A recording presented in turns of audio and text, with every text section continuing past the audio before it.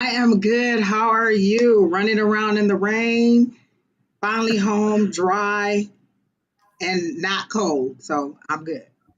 There you go. The good part, the rain has here hasn't been too bad. We've had just little sprinkles, a little bit enough to kind of just get things a little wet, but it hasn't been bad. Those Enough to downpours, not annoy too much. you. Enough where you have to keep changing this windshield wiper setting. Yes, yes, yes, yep, exactly. And then, like you said, not only that, but it's one of those things that uh, it's not too much though for me, so where it's a hindrance, but it's enough to be a little bit of of something you have to work with. And it's like, okay, wait till it slows down a little bit and then goes, oh, it's crazy. But thank Well, goodness no also, winds. all the rain we've gotten this season should have taken. I know we were in severe drought, so now we should. Then they said we were just in regular drought, and then today they were talking about flooding again. So I said we should be, pretty good now with the rain because we've gotten a nice amount this season. Yeah, this So picked up this week in Scottsdale. The report was one tenth of an inch today, yesterday, and last night, and today. So we're good. But yeah, we still have catching up to do. Welcome in everybody. We do ask that on this week, if you have had a reading last week from any of us all the way through Sunday, please do not ask for reading tonight and give other people the opportunity to have that reading. So again, if you've had a reading over the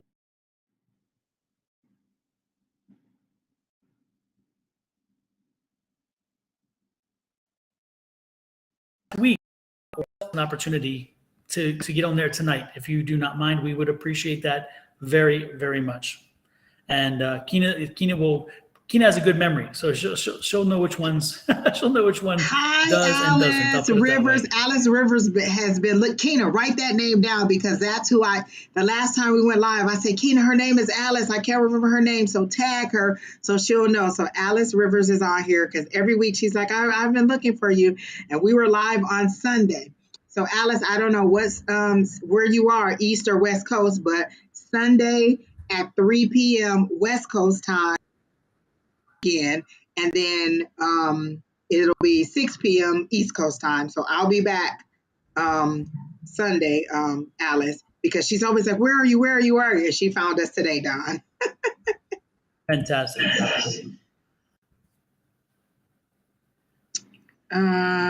Oh wow, they came flying through. um, Hi Star, Afia,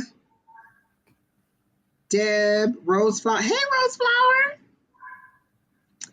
Darlene Clark, Sherry Berry. Thank you, Sherry Berry. We were just talking about your tea. The herbal tea, not talking tea. Exactly. The drink your tea. Exactly. Sherry says your hair looks amazing, Angie. Thank Uh, you, Sherry. I put it to the side. Arkesha, hi. and there's Devin. Welcome in, Devin. Oh my Um, gosh. Hey, Pam. Shelly. I hope you had a good day today. I got good energy when I saw your name, so hopefully you had a good day today, Pam. Exactly. Again, for those people who are popping in, if you've had a reading from any of us over the last week, and when I say any of us, it's Shauna or Angie or Sherry Berry or myself or all the, no matter which show, please don't ask for a reading tonight and let somebody else who hasn't had one have the opportunity. We would appreciate that if you do not mind. Again, if you've had it any for the last week, please give this pass on tonight. You're welcome to watch and stay and enjoy, absolutely, and comment as much as you want. But let We somebody else. love that. We love the actually Hi, the comment. Tracy Gal. I haven't seen that name in a long time. Tracy Gal. Like, I feel like she had been on here before, but I haven't seen her in a long time. Yeah, Pam says she had a good day and last night was a great class. I It thought was, so. oh my God, Pam did so good last night. Yeah, she was on fire. It's soon Pam's going to be on this here doing these with us because she's getting that good. Now Yes, it's I the fun cannot thing. wait, Pam. Come on. Exactly. Yep. Yeah, and yeah, last night was good. We instead of doing much of any in new stuff or whatever, we just did readings. We broke out in groups and then split out in groups again and did readings where we pretty much had an opportunity to read all kinds of different people, and it was really good. It was just a lot of practice and a lot of fun. It was. And I've heard a lot of people have the same comment. It was good to do it. So, and Pam Listen says, to Pam. She says she sure is going to be on here. You know Pam is ready because she said, I'm coming. with confidence. Yes, indeed. Hey, Alicia. Alicia will be here Sunday with me and Sherry. Very good. Very good. So with that said, who is our first up? Kina. Starla Burst. Okay. All right. Let's see. Star. General. Of course, my favorite.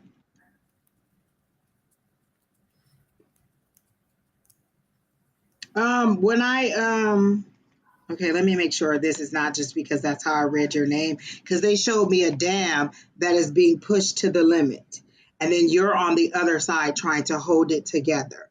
So I'm trying to make sure that's not because I read La Burst and then I thought burst, but they're literally showing me a dam.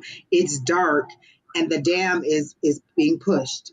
And then you're on the other side trying to hold it and keep it from pushing, but there's no way you're going to be able to stop all that water from rushing over. Water to me is emotion. So are you dealing with a very serious emotional situation that you're trying to keep at bay? Like I feel like they're giving me the sense of holding back tears. Like if I really want to cry and I'm just kind of like biting my lips so I won't cry and I won't hold it in. So I feel like you have a river of tears that are just in the background and you're holding it together and you're not crying so that you won't have to, so you won't kind of lose control of the situation. What they're saying is let the tears flow, let it all happen, let it pass through so that you can get beyond it. You trying to push that to hold those emotions back are just going to prolong what's going on. So you just need to let it go, let those emotions work through. Is it some kind of relationship and not necessarily romantic? Because they're showing me a 2 of cups. So it seems to be a relationship situation that is causing you this emotional situation. They're literally showing me the 2 of cups and saying that that's what it is. Things didn't fall. So that's what it is. It's really, really emotional. When I read it's about the moving, they said it's not time. I'm seeing January as the time maybe for you to move. I don't know if you just signed a new lease, but I'm seeing January 2023 as the time to possibly move. Things were just not aligned right now. Like they're showing me a line and they just were not connected. Like part of the line is here and part of the line is here. And so by January, they should line up like this. So I don't know if you signed a new lease or what was happening, but they're saying by January 2023, you should be ready. And then go ahead and work. But again, work through those emotions and let them go. So when to go ahead and be emotionally set, and the steps that you take won't be emotional, they'll be logical, because they're showing me that Queen of Swords, and Queen of Swords is intellect over emotions. And so that's what you're working toward. But right now you're extremely emotional, and probably because of the situation. Believe me, I know about when you want to move and you can't move, and there's red tape or there's anything holding you back. So they're saying January 2023. And then for the move, release the emotions. Like go ahead and let it through. Be angry, be frustrated, cry, holler, yell, scream, write it all out, tear it up, throw it away, or write it all out and just leave it. But go ahead and work through. And then January 2023, you'll be ready. So that's what I got down. I was kind of picking up the same energy. As soon as she came on, I saw the Queen of Cups. And so that I saw that it was kind of an emotional time. And she's and with the Queen of Cups specifically, it's not just the emotional side, but it's that water that goes around the Queen of Cups, which is telling you that quite often plans are fluid. They don't always go the way we want, but and it tells you when that card comes up, there's a patience. It says be patient because things will not go the way that you anticipate, but the ultimate outcome will probably be what you had intended. So again, don't put as much stock in the fact that things didn't work out quite as well or quite to the extent that you had thought they would be for every time stamp as you move along, but know that you're still going to get there. It just may not be on your time. It may be on divine time, and divine timing trumps all of us no matter what. So that's what I was seeing. I also was sensing that there's a bit of a conflict. Are you having a conflict with your mother? Are you having? That's what she said. It was a conflict with her mom. Oh, okay. I Yeah. was sensing that. Sorry, I didn't read the comments. Sorry, but yeah, I was sensing that conflict, and that's part of the issue. But again, time will take care of that. The best thing to do about that, though, is the 5 of Swords, and that's drop it, let it work itself through. Don't push it, because if you push it too much when it's too raw, you lose instead of gain. So just chill out, let it work itself through. You'll be fine. Okay. The ultimate thing that I see, though, again, is you getting what you want. You're getting there, just not on your timing, based on your timing, and not based on your original planning. That's all. Okay. And they're also saying it's like you're thinking because of my mom. It's not necessarily because of her. She was a catalyst that kept you from moving, but don't let it be like, oh, I blame my mom. They're literally showing things were just not lined up for you. And that is just the one thing that that the icing on the cake that prevented you. So don't be like, oh, it was my mom's fault. Ultimately, things just were not lined up for you yet. And so they're getting in aligned for you, like Don said, like you're ultimately going to get what you want. It just wasn't time, and it's in divine timing. So it's going to happen. So don't be like, oh, my mom this or my mom that. It's really not her fault. She was just a catalyst this time, or the thing that was used to keep you until it's time to go. Angie, did you see the comment? It was very cool. Julie Karen. She says, hello, I wanted to thank you, Don, for let go, let God, and your affirmations. Angie Lewis, thank you for your tell spirit what you want. When it comes, grab it. She said that your song should be, and I was thinking to myself that Spice Girl song, it's like, tell me what you want, what you really, really want. And it's, Yes! yeah. She's like, tell spirit what you want, what you really, really want. And I was like, yes. Yes. That is isn't that the Spice Girls or Spice something Girls. like that? Yeah. Tell me what you want. Yes, Exactly. I think I told that to somebody. Oh, no, it was when you're ready, let me know. Yeah, because that's what it was. I was reading somebody and it was like, when you're ready, let me know. We'll give it to you. Yep, that's what it was. Okay, Yep. I like that. Yes, Julie, I'm so happy. Yes. So thank you, Julia. Thanks for the feedback. That's wonderful. Let's see. Who's next in line? Kino? I'll tell you what I want, what I really, really want. I'll tell you what I want. Now that's going to stick in my head. Exactly. So, Afia Pascal. And may I get a general reading, please? Thank you. I'm not getting anything and they're telling me to pull cards, so I'm going to pull cards for you and see what I get because I'm not getting anything psychically. I'm told that you need to start. I'm told you need to start looking at a way to go out on your own. You need to start it's like you need to create your own business. You need to do something about creating your own business, your own space, your own energy. I believe that you're not coming. Your full extent of your gifts, are not being met yet. And so I get the feeling like you need to strike out and you need to expand and do whatever it is you do. But again, I don't think what you're doing right now is letting you be that full person. And I think there's so much more that is coming to you if you, again, strike on your own. So I feel like you're kind of stuck. So that's what I would suggest to you, is that what I'm getting is a feeling of getting ready, doing what you can to find a way to strike out and to maybe create your own opportunity, your own business, your own something, even a side hustle. But again, it's most importantly, you've got to work for yourself so you can show yourself the full extent of your abilities. What you got, Angie? That's funny that you said that because what came up was, and I don't know if you can see it that good. Oh my God, this light is so bright. Hold on. Seven of Cups. The 7 of Cups, and does it show better? Okay. Oh, it shows better on the screen. I don't know. It's the 7 of Cups, and it says dreams. So these are all little possibilities, opportunities is what they're saying. These are all opportunities. These are all things you don't know what's under there. So it goes right in line with what Don was saying. Like you need to figure out what you want and move forward for yourself. Like I don't feel like you're really actively pursuing whatever it is that you want. And I always get like the word textiles is really playing in my head over and over and over again. And I think you're the one I always get. And I always ask, are you some kind of clothing designer? Are you some kind of fashion person? Do you help somebody get dressed? And so clothing and textile always comes up, or fashion or something like that. So I don't know if you do anything like that, but it always comes up when you come into the chat or when you come in for a reading.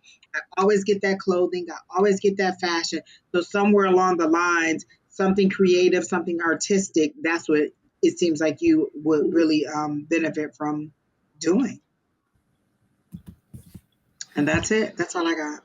Well, hopefully that resonates with Alfie. I don't know if she's even here because they haven't really responded. So I don't know if they've come in, checked out, and on the way. I don't know. But anyway, hopefully Hi, that Miss resonates. Linda. Next in line.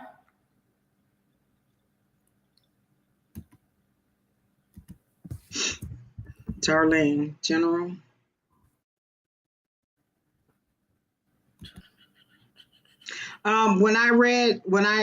Okay, so I said, what information do you have for Darlene? And I heard close the door. So everything is it's nighttime for me. Nighttime is sadness, secrecy, or something in the dark. So it's nighttime. They're saying close the door, but you're in the room. You're close the door on yourself, and now they're showing me the hermit time. You need some time to yourself to reflect on your lessons. You're not necessarily getting all the lessons or understanding what you're going through and finding the lesson in it. So they're saying close the door, shut everybody out, because on the other side of the door is the rest of the house. It seems that they're telling you to close yourself off into a room and have some quiet time, have some reflective time, have some hermit mode, and then let the rest of the world carry on, because you're not getting the lessons that they're sending to you. It's like you're going through all these situations, and they keep saying you're going through all this strife, but you're not understanding what it is, and you're just thinking, oh, I'm a bad lesson to be learned in there. One, in who you tell your information to is what they're saying.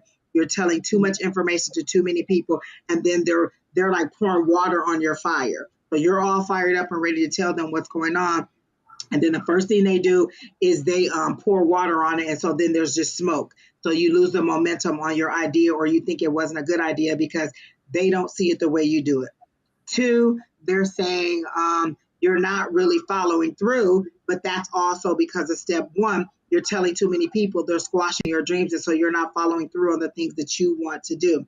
I'm seeing you as a very creative person, because they're showing me the Ace of Wands. Wands is creativity, is passion, and you're not following through on anything that you want to do because you're allowing other people's opinions to kind of keep you from doing it. So they're saying go in the room, close the door, shut the world out, reflect on your lessons. And they're showing me a list that you should see your lessons just like that. Reflect on your lessons, and then allow yourself to move forward in that light. But again, keep your information, your ideas, all that to yourself, and work them out, and just let people see what's happening and not tell them what you're going to do. So that's what I got. Super. I'm going to turn to the cards for this one.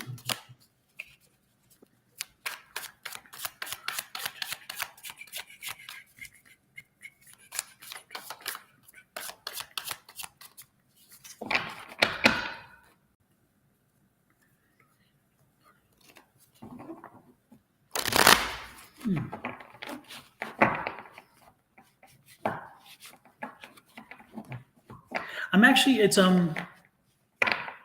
yeah, the cards aren't doing it so much. There's somebody here. There's somebody here. That's early in, which is interesting, but there's somebody here. I'm not hot yet, so Don't worry, they're going to come visit you. Maybe I don't They know. didn't run; they just slowly walked on in. I hear you. It's a gentleman. It's for the person we're reading. I didn't, Angie. I was sidetracked because I kept getting this. I'm trying to figure this energy, so I apologize. I wasn't paying attention to what you said, so I don't know what you said. If I repeat anything, then That's okay. I That's just double apologize. confirmation. Double confirmation. Yeah, but again, there's a gentleman here. He's an older gentleman. He's about 5'7", 5'8". He's not very tall. He's portly. He's got a big old belly on him. A beard like mine. A big smile. He has kind of a hat. It's not a fedora. It's more like a hunting hat. It's like it has a rim around it. It's kind of cool. But I don't sense that he was a hunter. And it's like a safari hat.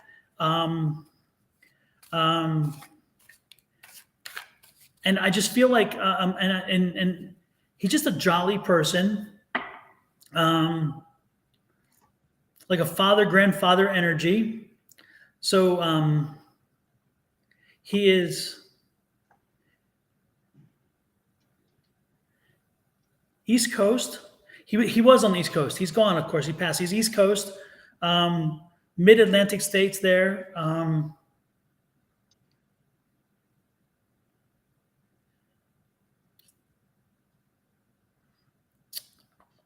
And it's like I'm hearing music. So he either played music or he sang music or he liked music, because that's what I'm getting. So this individual's here. Again, he's a father or grandfather with whomever we're reading. I don't even know who we're reading. So Kina, who are we reading again? I forgot. I don't know either. But anyway, that person's here, and that person is coming in just to let you know that he's there with you, that he's saying something about your mom. He's mentioning your mother. Something about your mother. And so whoever I'm talking to, is your mother still with us, or is your mother passed? This is your father or grandfather I'm talking to, is what I'm getting. Does this resonate with you, Darlene? Darlene, are you still here? Darlene, are you still here? Does this resonate with you? Does this person, is it a grandfather or a father? Because that's what I'm getting. But he's somehow talking about your mother. So I don't know if your mother is still here and your father, this is your grandfather or father. I guess they're not here. Darlene, are you here? Does this resonate with you? And I don't know if you guys think that this is all fun and games, but we literally are going to our spirit guides and inquiring of these questions for you. You pop in, then you pop out. That's like going to a restaurant, ordering some food, and then just leaving and going somewhere else because you didn't like how long it took them to prepare your food.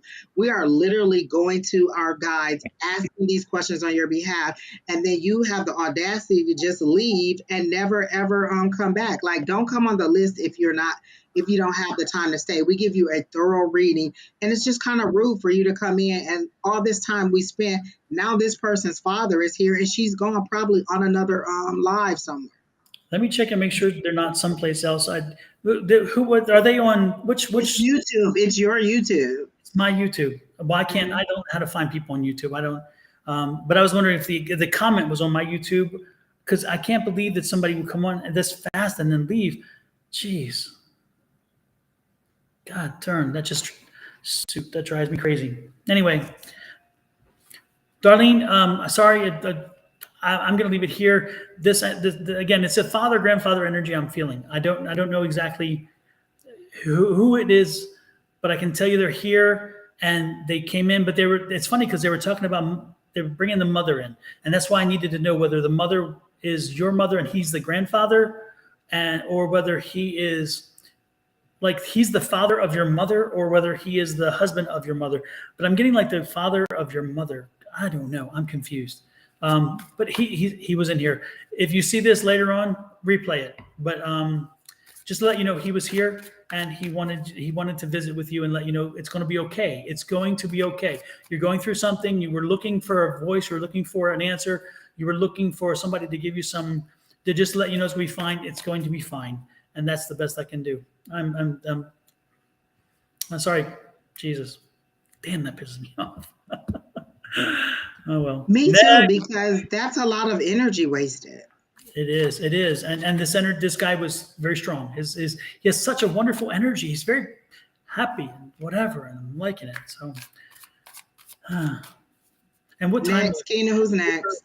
So somewhere around the 24:50 or Yeah, so somewhere 20, around about 20, 22 minutes. I was thinking the same thing. So Darlene, if you ever have to replay this, look around 22 minutes. You'll see when it starts.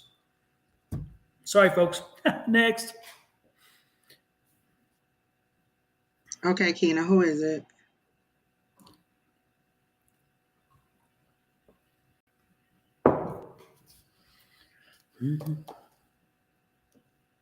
Yasmin Vegas. Are you here before I read? Because I ain't doing this again. Oh, yes. Okay. Stop, like I'm here. Don't skip me. Got you, Jasmine. Thank you, All Yasmin. right, let's see. Yasmin, what's the illness? Tell me about this illness that you have, because I'm getting an illness. Something about an illness. Is it like are you having, like, there's an illness here? There's a physical illness that you've been coming through. Is it a blood situation, something with bloodborne, or is it? It's just like in the stomach region. Is it something there? I'm getting health. I'm getting illness. I'm getting, again, something either blood or in the stomach area. Does this resonate with you, Yasmin? I've been struggling peritonitis. Okay, yeah, okay, super. And this has gone on for about a year. I mean, it's been like a year and a half, and something like that. It's been a while. You've been dealing with this for a while. And you've been seeing specialists who've been trying to work with you, I'm getting, but you just haven't. 6 She months. said almost 6 months. Yeah. Does that have to do with the food that you eat? Because I plus COVID. Oh my gosh. Jesus. But you've been working with a specialist, but yet it hasn't been resolved. It has not been resolving itself, correct? Because no to the food, or is it yes? My question was too soon, so I'm guessing it's not there. But again, you've been working with a specialist, and yet it hasn't resolved itself, right? And now you're failing in nursing school. No to the food. Okay, good. Yeah, Yasmin. Unfortunately, the one thing that I am getting is that this is not. There's still some. You still have more to deal with. This is not an illness that's going to be over soon. You're still going to have to deal with some things. And I'm wondering if again, I'm being shown a pause, the two pause things. And so I'm wondering if maybe your nursing school needs to have a pause so you can get yourself better and healed, because I don't think this is going to be a short-term journey. I think that this is, I think this is going to be a little bit longer-term journey. And so I'm getting the pause. So you may want to put the brakes on something if you can, and give yourself an opportunity. Anyway, so you know, that's kind of what I'm getting there. Angie, have you anything else to add to that? She's saying that it doesn't have to do with the food she's eating. But that's exactly what I got. Like when you were describing what was going on, I got that it was cause of the food. It has to do with the stomach lining and inflammation and things of the stomach. So I got that it is something to do with the food, but I also got merry-go-round, and they're showing me somebody on a merry-go-round, and they said you can get off at any time you want. You're just staying on there, going over the same things over and over and over, going over the same situations over and over and over. So one thing is affecting the other thing, but it's all because you won't get off the merry-go-round. Is some of this related to a relationship or something, or some kind of failed romantic situation? She says she also has lupus. How can I get off? Just get off. And someone at my school actually called me dumb. Somebody called me mean. That doesn't mean that I am mean. You own whatever it is that they say. People call me mean. People call me aggressive. People call me all kinds of things. And you can either own it or not own it. Do you think that you're not smart, or do you think that you're in nursing school? So you had to have some level of education to get into nursing school. You seem like they're showing me that one meme where all the numbers and the letters and the formulas are kind of going all around. You seem to you need to slow down for one and take a little bit more time to understand it. That's the problem. I don't think you understood everything at the beginning, and then everything else just went lightning speed. So with you not understanding the basic part of it, everything else just built on top of that, and it built a house of cards that's just collapsing. So what they're saying is go back to the beginning, slow down, get an understanding of that beginning, and then everything else will come into focus and make sense. And then all the formulas, all of the information will kind of go together. But I am getting, okay, she said her husband is extremely supportive. I'm getting some kind, and it doesn't have to be a romantic relationship. Every time I say relationship, somebody thinks that it's romance. It could be a friendship, it could be somebody in school, it could be somebody at work. But there seems to be some kind of emotional issue that is also weighing on you. So you have several things. So you have the health issue, you have the emotional issue, and you have all these things that you're just letting happen over and over and over. And what they're saying is stop. For one, just stop the whole everything and regroup. Start from the beginning and relearn everything. So if you really learn that key part or whatever part that seems to be confusing, learn that, and then everything else will make sense. It's like you have to learn addition and then learn subtraction and then learn multiplication. And then like you can't learn one before you learn, you have to know how things go together. So there's an order to the way you learn things. You just have to figure out how that first beginning part and then everything else will line up. But there's a really strong emotional pull on you. Like one thing somebody says to you really, really weighs on you to the point that it just feeds your mental, and you can't get it out of your head. So you struggle and you struggle, and then you actually end up fulfilling whatever it is they said because you can't get out of that frame of thought. So what they're saying is stop, regroup, and relearn it, and then get it all together. But that's how you get off that merry-go-round, is because you just pile more stuff on top of the stuff you didn't know. So it seems like you don't know anything, but you really just need to go back and relearn that from the very beginning. So that's what I got.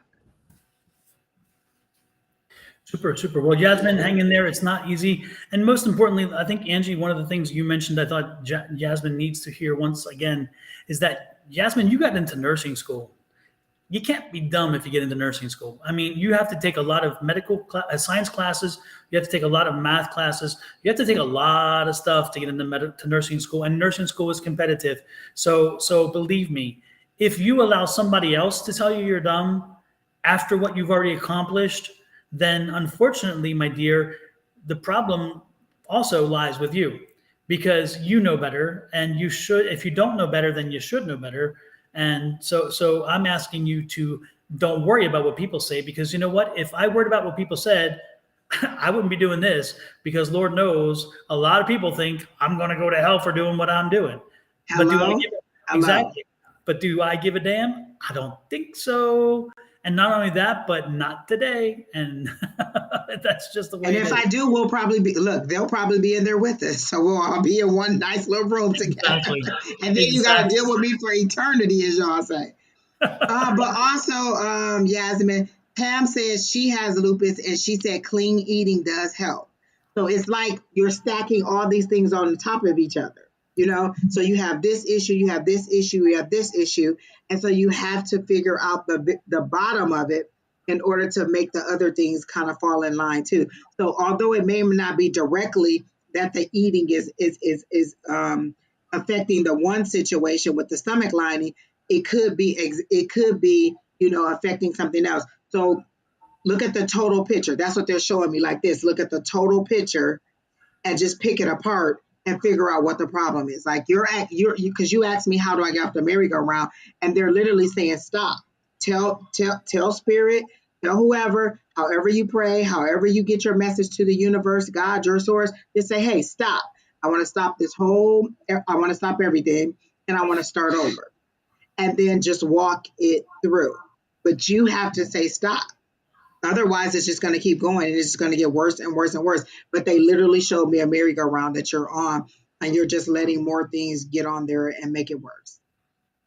So that's what I got.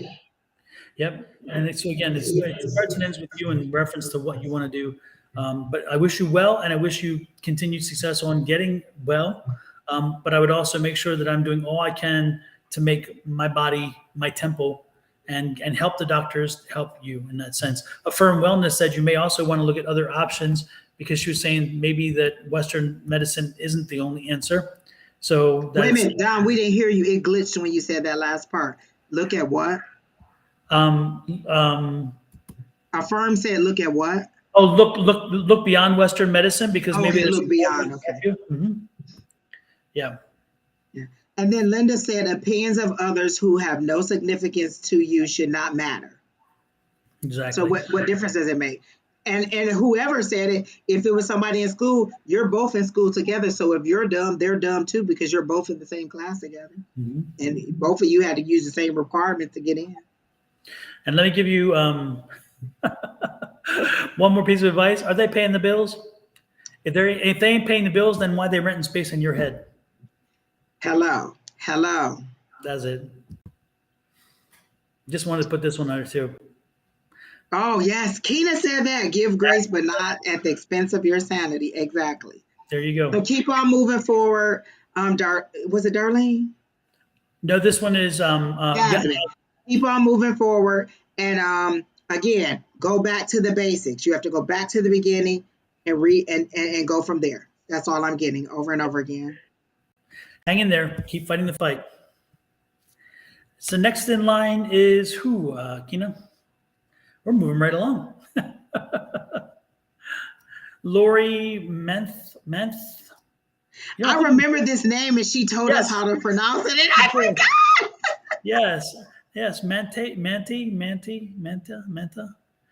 Lori, are you still here? Because again, if you ain't here, I ain't reading you. I'm a little burnt already on that one. Relationship readings, one of the things Angie likes the most. So you obviously currently are not in a relationship because I asked and they said, she said she is here. She's not currently in a relationship. She's looking, but they show you sifting through what would be like ripped out pieces of magazines. So and let me see why they're showing me ripped out because these are pages in magazines that are ripped out and they're all spread out and you're kind of sifting through them. So are you thinking about going to an old person because they're saying it like you're sifting through what you already had to find something new, and they're saying you can't find anything new in what you already had. You actually have to take another approach. It's like you're doing the same thing over and over and over again, and they said you need a new approach. You need a new headspace. They're showing me the Queen of Cups. So you need to be more in charge of your emotions. There's a little bit desperation on your desire for a love right now is how they're making it seem to me. And so you're very emotional. You're from here and not from here. And you need to think outside the box. So whatever method you are using to find love, they're saying you need to try a whole new different approach and just kind of be more open. But also they're showing me let it flow. They're showing me the word flow, and it's just kind of like let it flow like this. You're trying too hard to make something fit. Like they're showing me that you're trying to put a puzzle piece in where it doesn't belong. And you're just going to force it in. But the problem is, it's just not going to work. Is Darlene Clark the person that we skipped a long time ago? Is she the one whose dad came in? Father, grandfather, the two. Yep. Yeah, Darlene, we did a very good reading on you about at the 20 to 22 mark. Your grandfather or your father or someone came in and was talking about, and they kept referencing your mother, and we kept calling your name, and we kept trying to do the reading, and you were gone. So go back to like the 20 to 22 mark, and that's where we were talking about your reading. So we already passed you and did as much of a reading as we could because you weren't responding. We couldn't get any further. Lori said yes, so that means she is here, but she's not saying anything else about the relationship and about what I'm saying about her trying too hard or trying to make something fit that doesn't work. So I'm getting that either you're not in a relationship or you're at the very end of a relationship that you should let go. So if you're not in a relationship, they're saying think outside the box. You need to find a different way. Like they're saying maybe mutual friends, maybe go to some parties, like they're showing holiday parties, and they're showing you getting out in different ways other than the ways that you normally find to find romantic encounters. Let me see if I'm getting anything with the cards. Nope, not this far. Don, you can go ahead. The one thing I was getting, Lori, is that if you've gone through a divorce, I'm getting the feeling you're divorced, and and I don't know how long it's been, but I don't think it's been a really long time. Um, um, and I think one of your concerns are you're now a single mom with kids, because I'm sensing that you have, again, you're not young, you're not in your 10, you're not in your 20s, you're not in the teens, you're not in the 20s. You have kids, um, a few kids, three, two, three, four. I'm getting two, three kids. Again, I'm sensing divorce, but you're entering this. You're kind of entering the dating situation, and you're then in relationships and stuff like that, and it's frustrating being a mom with kids and having that on your head and thinking about what's that going to do. Um, so I'm getting the feeling like part of the problem is you and the way in which you approach this situation, um, and not saying it negatively, but again, it's just the fact that you got to be kind of comfortable with and open with the knowing that there are people out there who are looking for an older woman, who are looking for somebody with kids, don't mind the fact that you have children. So I think that if you keep looking if you keep looking, but more importantly, if you put yourself out there as living life and enjoying life, then that person's going to find you.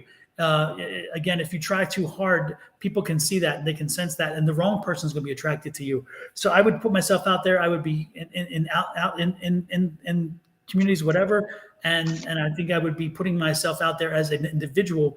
And then if somebody's attracted to me, they're going to find me. That was meant for me in that sense. And so can you tell me if you were divorced or something? Because I'm getting The only thing she's put in a response is not long, so I don't even know what question that was to. It just says not long.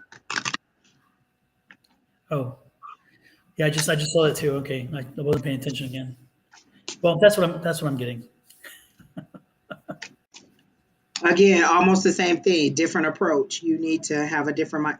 Going through divorce. She's going through right now, and that's what I got. I said you're either at the end or you're already out of it. So you're at the end of it, and they're saying you're holding on. Like, are you the holdout? Are you the one who doesn't want the divorce? And they're saying let it go and move on. That's what I'm getting. I'm getting a really hot ear. So for me, that's you need to kind of move forward and let it go. Like you're the holdout, or you seem to be holding on when it's time to let go, is what I'm getting. But that's it. She just said going through a divorce. She didn't say whether she was a single mom or not. Or yeah, I think she is. I think she has a few kids. And again, I think what you need to do is put yourself out and just be around people, and somebody's going to find you. They're not going to worry about your kids. They're not going to worry about your previous status as married or not married. They're just going to be drawn to you. But do not go out looking directly for somebody who fits a category. Don't go out looking. Again, you're going to be found. They're going to find you. I do have kids. Yes. Okay, good. About 2 or 3 is what I'm getting. But anyway, that's my point, is that just get out into life again, start living life again, and you'll be surprised what comes your way, and something will come your way. But if your question was in essence about you getting back together with him or that divorce, no, that's gone. So I don't know if that was your question or not, but that one is definitely no. You will not get kids. Tina says it might be delayed for Facebook. Okay. But know that, Lori, is that if you're kind of curious about that, the relationship you're just coming out of, that's not getting back together. That's not going to happen. So again, moving forward. Anything else, Angie? Because it was kind of the same thing. You're the person that's holding out, let it go, and be prepared to move forward, but think outside the box. And that's what you were saying. You're thinking that somebody won't want you because you have kids, and they will. Believe me, I have relatives who my one cousin, when I didn't have a kid, he told me men think there's something wrong with you when you don't have children. So, I don't know. Oh, he doesn't want the divorce. Mm-hmm. That's okay. Whether he wants it or not, things are going to happen. It's what it is. So, but that next in line is whom?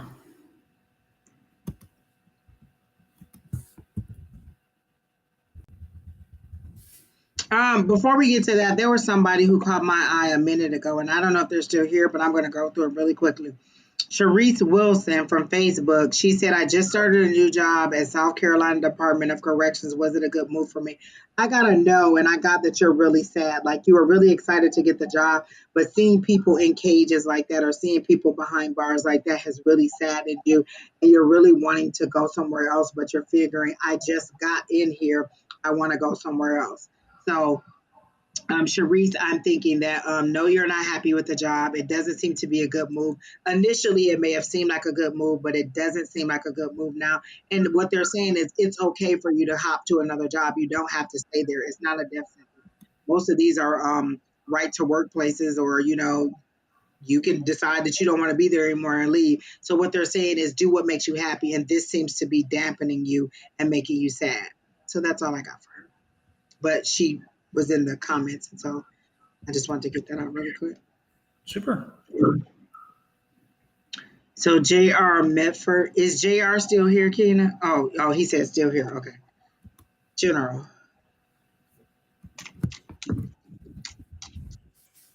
It's funny because it said J.R. Medford and you said General, then I saw General Motors.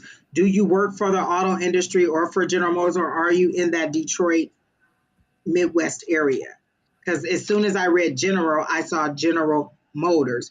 So I'm getting you're some way tied to the auto industry or something like that. Or Midwest, something like that. He said no. You're not in the Midwest either?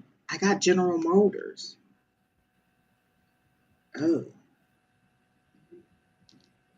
Or are you not working at all? Because I got the five of Pentacles, which is feeling left out, and the word on the top is poverty, or feeling like you're missing out on something. So are you not working at all? Is that what the situation is, and you're wanting to know when you're going to get a job? Let's see.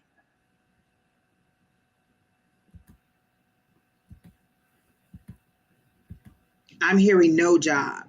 So maybe you're not working now and you're looking for a job, and General Motors is where you not working. I'm disabled.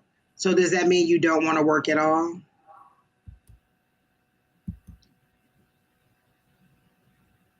Because, and this is the thing, we've got a lot of people that come in and the first thing they say is I'm disabled, and that means that they can't work. There's a lot of disabled people that can work. But if you're saying that you can't working or you can't work because you're disabled, then I'm going to roll with that, and I'm not even going to move forward in that. I don't know what, then I have nothing else because they gave me all employment. Donna, you can go ahead.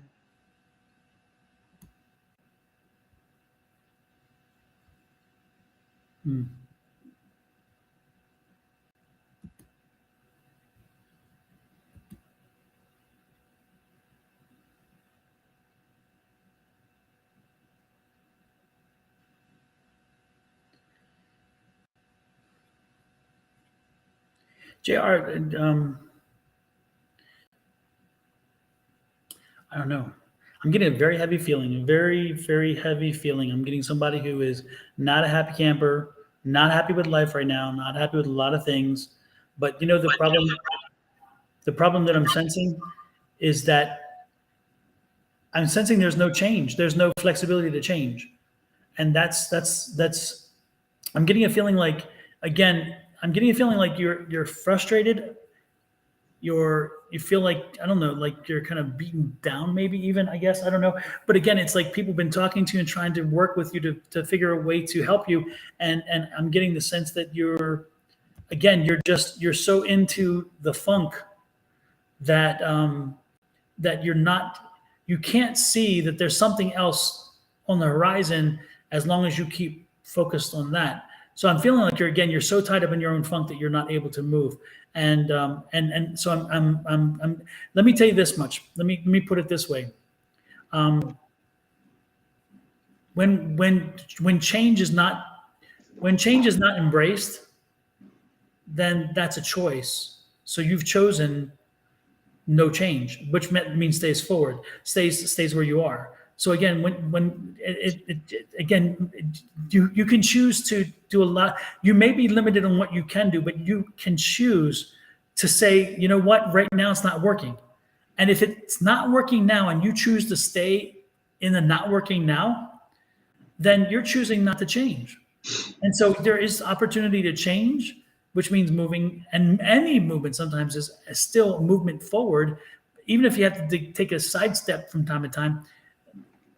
I just don't know how to put it. The point is that do I knew something. exactly what you're saying, Don, because the other card that came out was the Eight of Cups. Eight of Cups, and it says moving on. He doesn't want to move on. So I asked three questions of the Pentacle while you're talking. Is he unable to work? They said no, he can work. I said, is he choosing not to work? They said yes, he's choosing not to work. And then I asked, are opportunities being presented to him that he's not taking? And it said, yes, there are opportunities being presented to him, and he's choosing not to take them. So it's not that you are totally physically unable to do any work. You're choosing not to do anything because you've been labeled disabled. And so, if you came here for a pity party, we don't have one. What we do have is opportunities for you to make advancements and to find employment and to make a better life for yourself. But what we don't have is pity for you.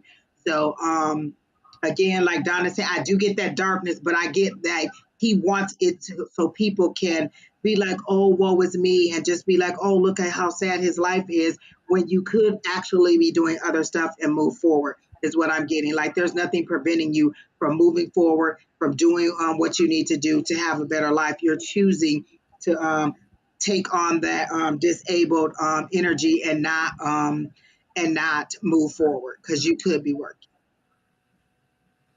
Yep.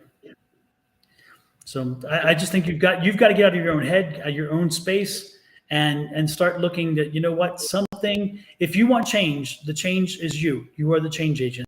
So that's all. That's what it's come down to for me. So we'll leave it at that. Next, Next. Kina. Thank you, Star. I saw he said Star said I'm obsessed with your hair, Angie. So am I. You see, I keep touching. It's me, Anju T. That name is very popular. Anju. She wants a general reading. Okay.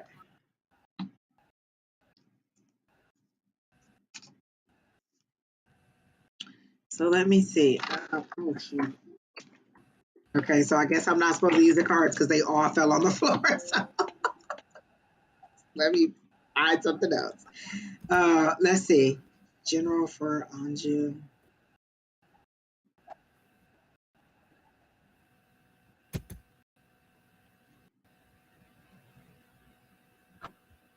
The first thing I heard was move forward in the light. They show you balancing on the tip of a pin and not being able, like, you're balancing on the tip of a pin, but that's unstable. So they're saying you need to move forward a little lighter. You need to kind of jump off of the top of that pin.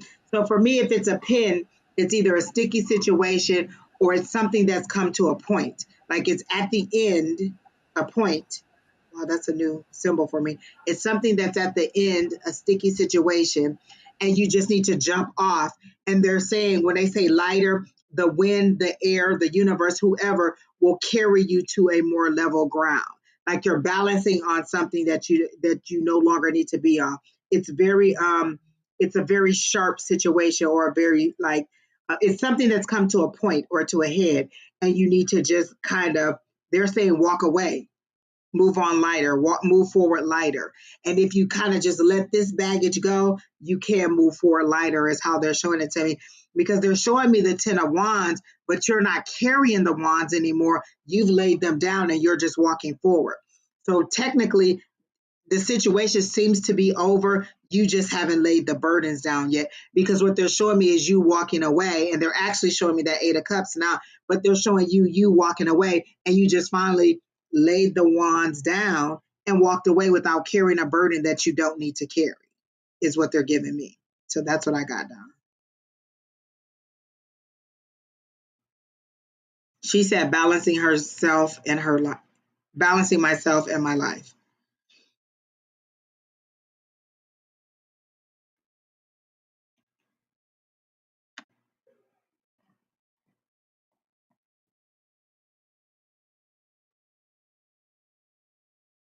Wait, is there a spirit coming in, Don?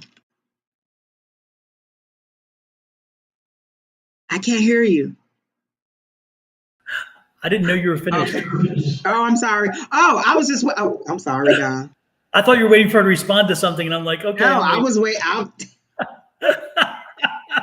I was like, no, I'll just sit here. I'm good. I'm good. nope, I'm done. Oh my goodness, that's funny. Who are we reading it? Anju T. Anju T. Anju, are you single? Because I'm getting the sense that you're single and definitely wanting to mingle. I'm getting the sense that you're feeling like you really want to get married. And Angie, if I say anything different, what that you said, I don't mean to contradict you again. My head was off where. Double confirmation, Don. Double confirmation. If you said it and I said it, double confirmation. Yeah,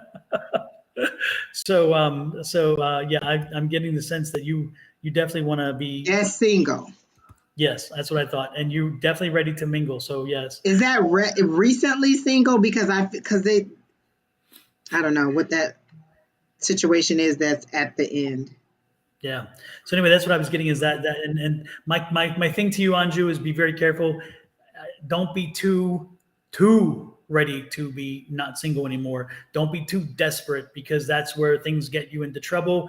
Anju, I don't mean to insult you, but I'm getting the sense that sometimes you don't make the best choices, and your family sometimes gets frustrated with you because of that. Again, I think that I'm just sensing the fact that you need to use your logic instead of your emotions. You need to use your head and on this in this endeavor as you look. And again, don't come off too needy because again, that's not a good thing. Yeah, I'm sure you're emotionally drained. I'm sure you are, but again, I think again your family kind of looks at you in a sense of maybe you don't always make the best choices, and they're trying to also give you some helping hand. But sometimes you don't want their helping hand because you push them away because again, they're sometimes too much in your business. But again, most importantly, Anju, it's coming. It'll come. It'll come. It's coming. Just be patient. And most importantly, don't be too desperate because people can sense that, and there are people who take advantage of that desperation. That's all I'm saying. She also seems to be a person who goes like from one extreme to the next. She's either really high or she's really low. Like there doesn't seem to be any stability of the emotions in between. So it's either I'm really happy, or I'm just totally down in the dumps and nothing you say. It's kind of like they're showing me Eeyore when it's high, and you're really, really sad. So you seem to go from one extreme to the other. You don't seem to have a middle ground.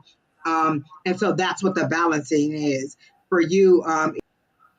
You're too far on the extremes. You need to find that middle point. But they're saying if you get off of this situation or get off of this one, whatever this thing is, that's a point that you're standing on, that you're balancing on or trying to balance off, just get off and kind of they're saying walk slowly, like you're trying to find absolutes is what they're saying. It either has to all be this way or it has to all be nothing. And they're saying it's not an absolute. Sometimes it's a gray area. Sometimes it's a middle ground. And for you either want it to all, it has to be an absolute. It has to be everything in that total package or it's just not totally right. And so they're saying you need to find that middle ground. You're too extreme on either end is how they're showing it to me. And that's all I got now. Hopefully, Andrew, that will give you some place to start. But most importantly, make sure that you're using your head and your logic, and don't seem too desperate. That's a very risky place to be. Kina, who is next? And while we wait for Kina to post, I'm going to play this.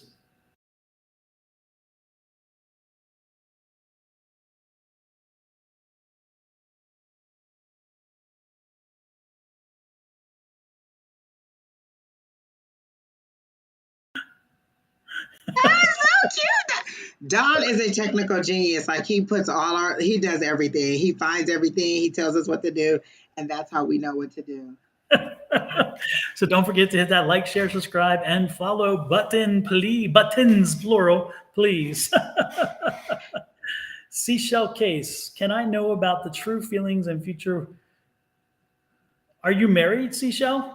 Are you saying the true feelings and your present husband? And let us know, Seashell. Are you presently married and you're asking about the present husband whom you could have this conversation with?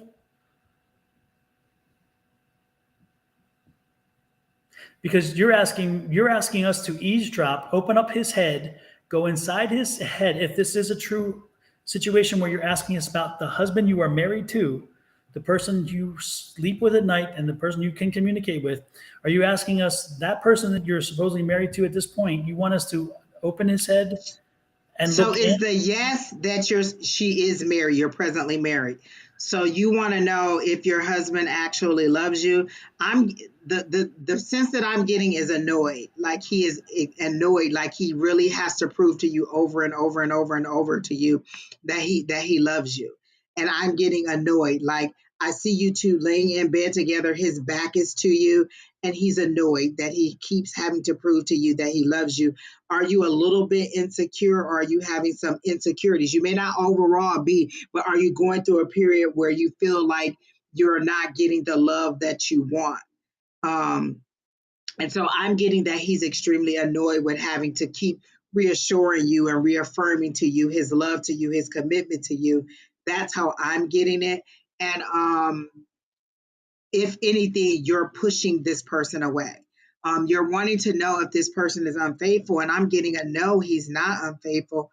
Let's see. Is Seashell's husband being unfaithful?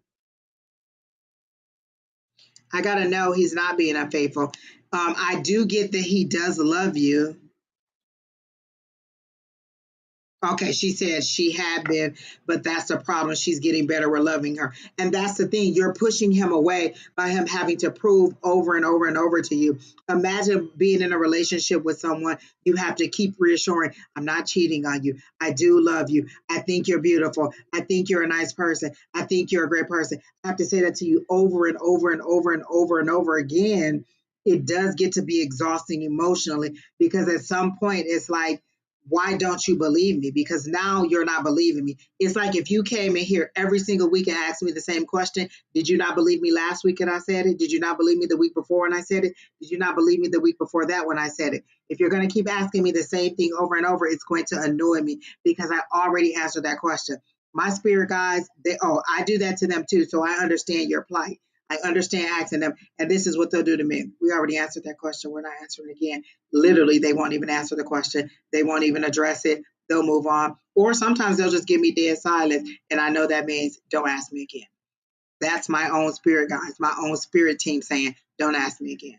So I understand, but you're going to have to look within and find that confidence within. He shouldn't have to make you feel that way. You should already have it, and then his love will support that. So I'm getting that it's you finding that inner confidence.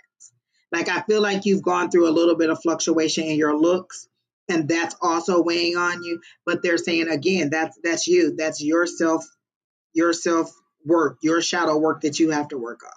So that's what I got down.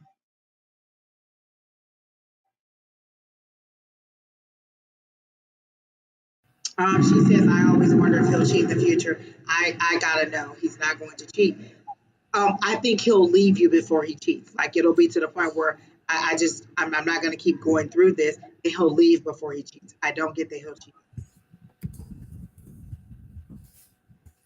Super. Good advice there, Angie. I like what you said. So who is next in line, Kina? All right, who's next? And like And Miss Linda Linda, said, being accused of something you aren't doing is a turn off. And what happens to that trust? Like what happened? Why did you lose the trust? Did he actually do something, or are you just perceiving? I also get that maybe he's attractive and women kind of, look at him, and then you kind of compare yourself and think, well, why would he want to be with me if all of these women want him? He chose you for a reason. That's what you need to understand. You were the person he chose. He didn't choose any of them. He chose you for a reason. So understand that and know that out of all the people he could have had, he chose you. Remember that love and how you got to where you are. So that's what I got. Do you see us ever getting better? The issue is not on him, it's on you. The issue doesn't seem to be on him. So if you want to get better, it's what are you going to do to get better? So that's all I got. Let me add one more thing to the seashell. This is not psychic. You're asking, do we see it ever getting better?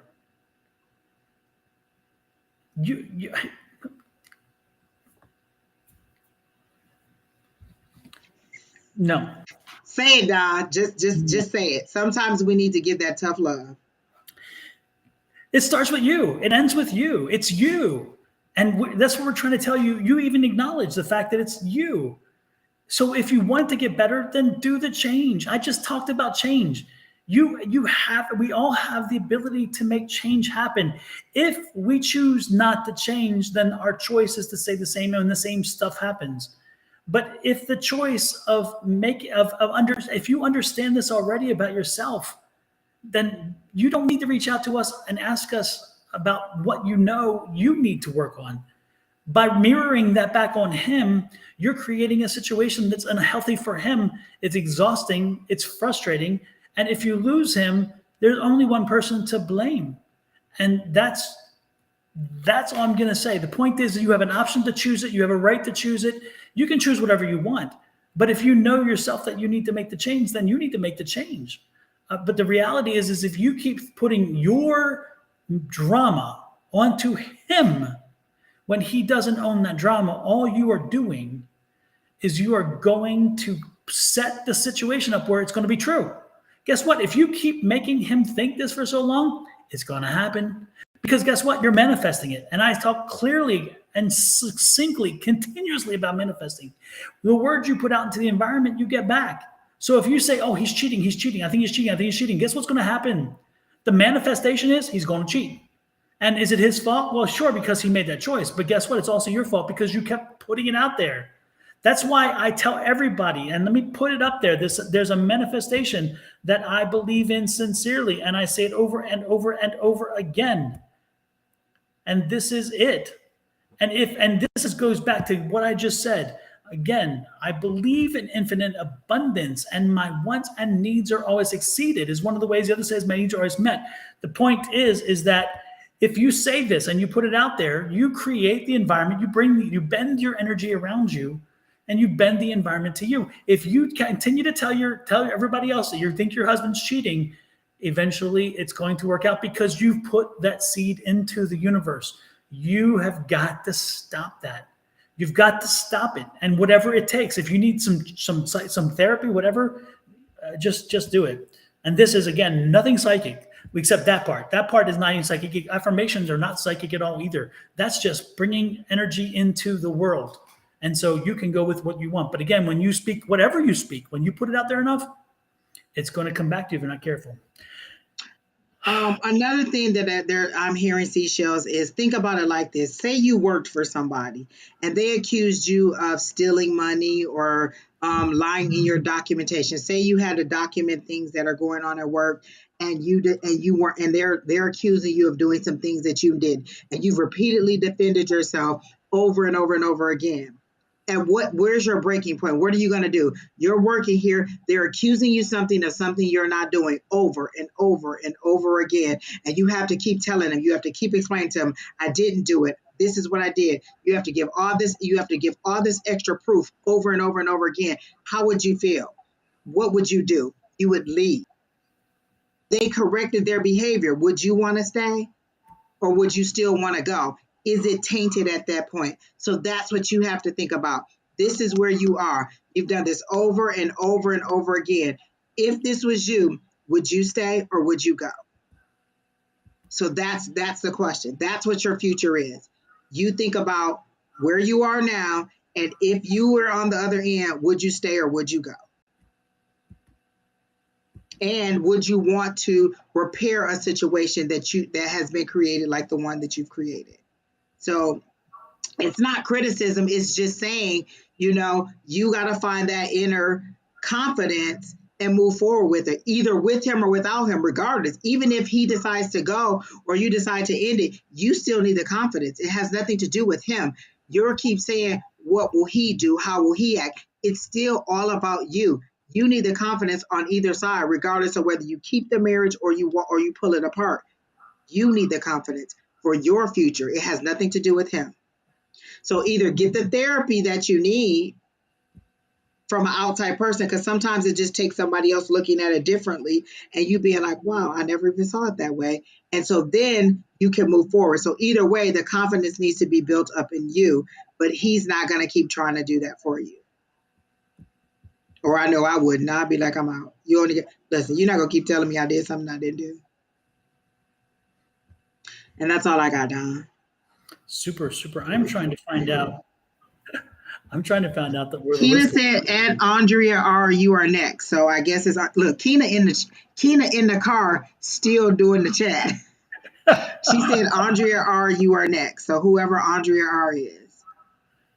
And Andrea R. Richardson, are you here, Andrea? Andrea Richardson, can I ask something? Yes. Well, you just did. There's your question.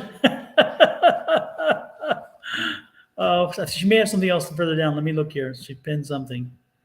Here you go. Could I ask what I can look forward to with Kev in my love life?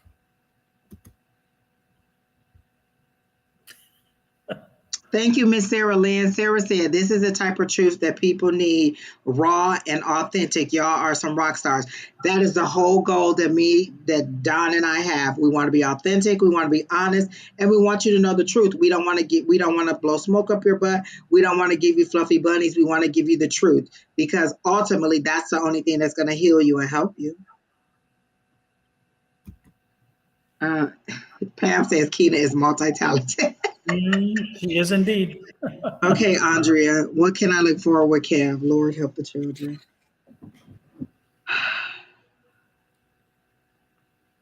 Okay. Does Andrea and Kev have a future? I'm getting a yes. Okay. Is it a romantic future? I'm getting a yes. And then as they told me yes, I got long term. So I feel like it is going to move forward. Take it slow. Don't overthink it and just let it flow. That's the problem. A lot of people, like, you meet this person, he's cute, he's nice, he's funny, and then it's like, oh my gosh, what does my name look like next to his name? Andrea, blah, blah, blah, blah, blah, blah. What would our children look like? What is the wedding going to look like? What kind of cake? Like, you've already went down that line. And what they're saying is just let it flow. Get to know him as he gets to know you and see if it all meshes. But I am hearing long term, and I am thinking that I'm hearing that he does like you. You wonder if he likes you, and I think that he does like you. Oh, Keena said Tamisha was next. So Tamisha, you're next. Keena said she's sorry. You were next. Right after Andrea Richardson, we'll get you Tamisha. So that's what I got, Don. Is yes, long term. Yes, romantic. Yes, he likes you. Just let it flow.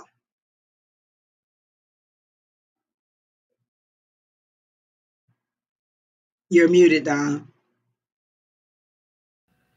I don't see a question for Tanisha. Tanisha? Yeah, did you have a question, Tanisha? Because I don't see one pinned for you. Tamisha, put your question back in there. She just said, am I still on this? Yes, you're still on the list. Go ahead and put your question in there.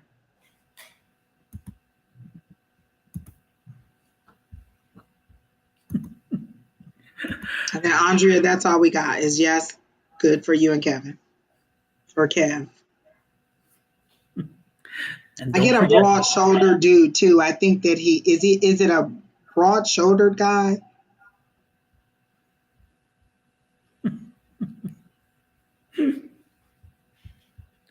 Let's see. Did Tanisha answer yet? Tanisha. No, but Seashells did.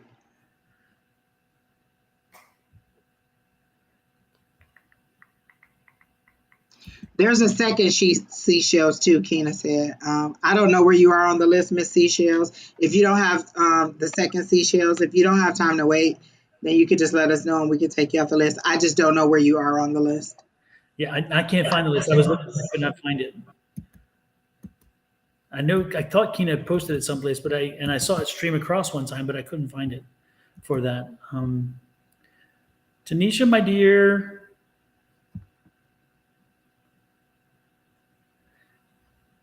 Was it Tanisha or Tamisha? Tamisha. Oh, so I don't see a. Tamisha's love reading. Tamisha Miller. Is that a reading? Love reading.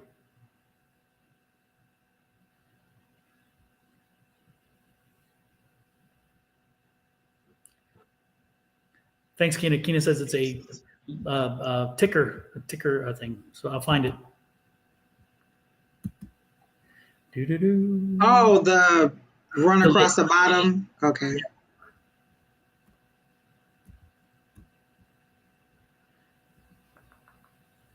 So, but this is a Tamisha Miller. This is your love reading, Tamisha. Oh, Don, Andrea didn't like my reading. She said, Don, tell her something too, please. Because obviously what I said wasn't good enough. So she wants to know what you have to say about her and Kev. Tamisha Miller, love reading. I mean, like, I gave you a good reading. I told you yes, and that wasn't even good enough. That ought to tell you how you are in a relationship. Like, I literally gave you a good outcome, told you it was good, and you like, oh, that ain't good enough. I need Don to also tell me it's good enough. That hurt my feelings. I just want you to know that, Andrea, that hurt my feelings. If I gave you a good reading and I even gave you a yes on a love reading and you like, oh, that ain't good enough, Don need to tell me too. So that ought to tell you how you are in a relationship. Remember that. Okay. Tamisha, you want a love reading? Okay. Are you dating someone now? Because I got the word Joel, or I got he's not the one, he's not it. So are you like seeing someone, talking to someone, kind of connecting with someone? I got he's not it, and I got the word Joel, so I don't know if that's who it is. No, that's okay, Andrea. Nope, that's okay. You already done hurt my feelings. We're gonna move on. I got the name Joel, and I got like he's not the one. So if you're currently seeing someone, kind of seeing someone, sort of talking to someone, maybe texting someone, not sure what's going on, I'm getting that he's not the one. That's what I got for that person. Um, I'm hearing you'll find love at a Christmas party. There's a lot of holiday parties coming up, and I'm getting you'll find love at a holiday party.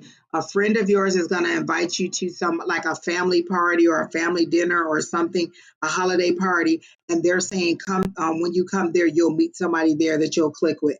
So whoever you're kind of sort of talking to now, it's a no, and whoever you meet during this time of Christmas or this time of celebration, this holiday time, that's who you'll move forward with.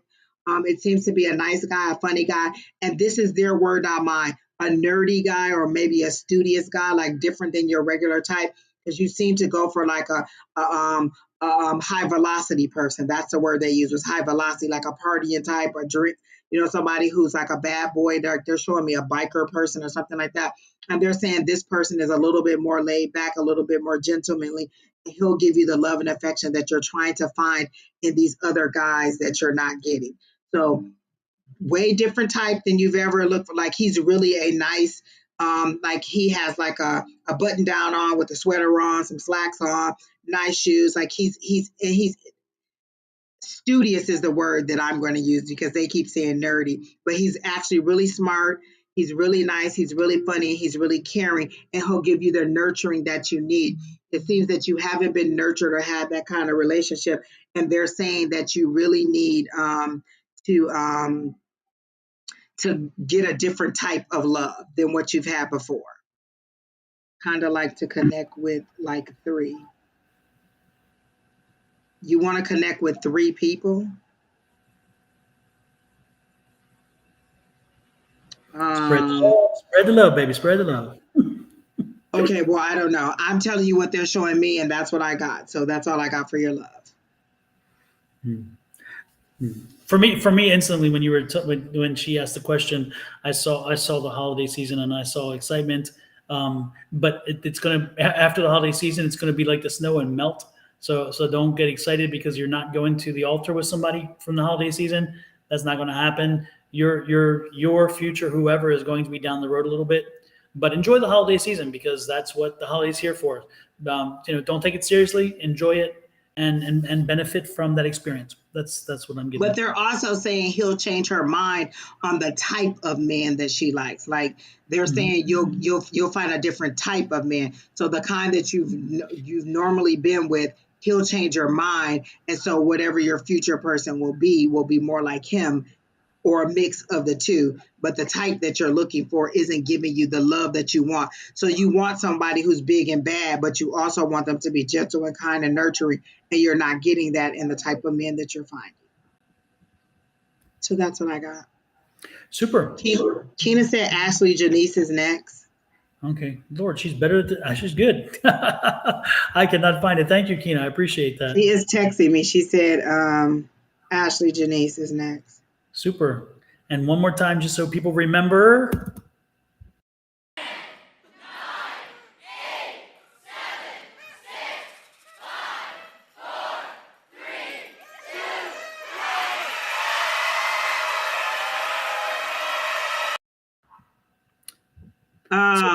Yeah, so general for Ashley Janice, and then after Ashley Janice is the other seashells. There's another seashells on the list. Okay. So seashells, the second seashells, you're next.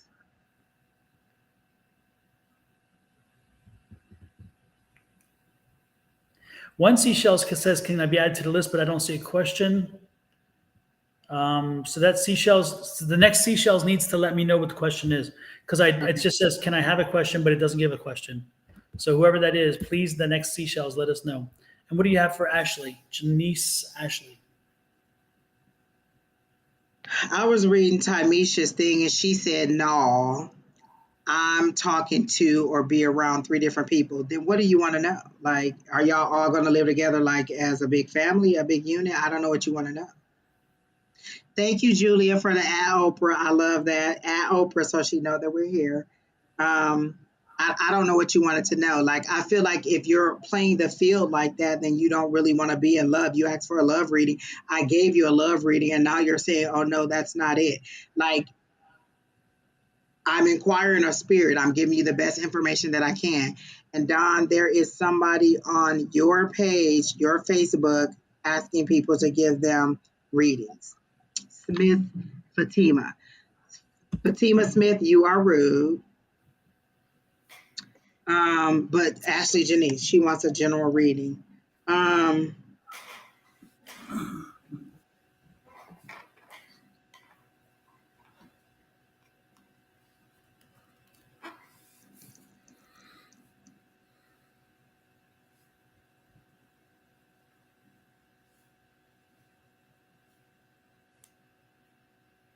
seeing little, okay, let me make sure because I try to sift through the information that I already know so I don't get something else, but let me see.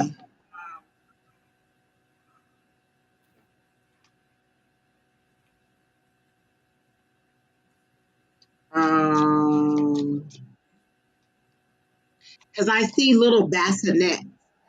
Boom, boom, boom. Pink room, little bassinets. More than one bassinet. One here, one here. They seem to be at the same time.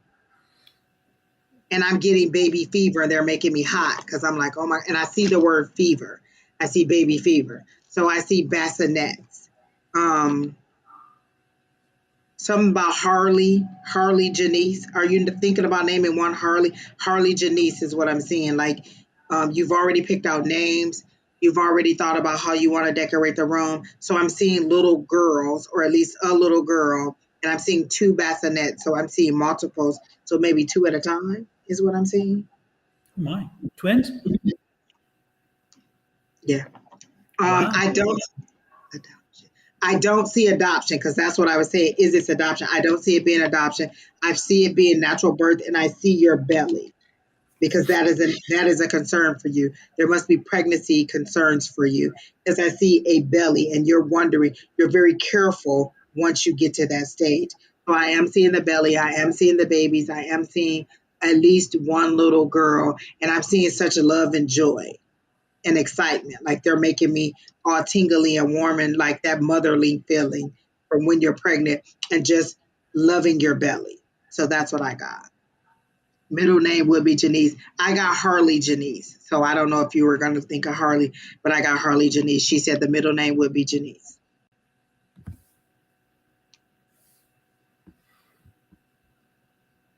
Andrea Richardson, you're okay. I was just messing with you.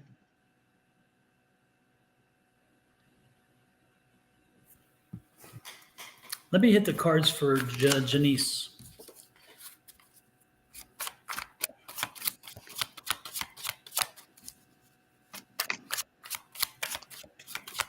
I feel like she's ready to stop working too. Like it's like, yeah, as soon as she gets pregnant, I'm not working no more. Oh, and that's funny. I got the Ten of Pentacles. So that's that good money. That's that family. That's the husband, the wife, and the kids, and the dog, and the money. So that's good. That's good coming to you. You can go ahead, Don. That's all I got. No, I'm just trying to. I just got some seriously negative energy cards. Whew, Lord have mercy. Janice, I don't know if you're, yeah. Man, I'm telling you, there's some crap going on around you, some shady people around you, and they are some folks who are, yeah, and they've got you tied up into a ball. They got you even feeling like they've got you believing some of the crap that they talk, and they kind of, they're getting into your head, is what I'm getting.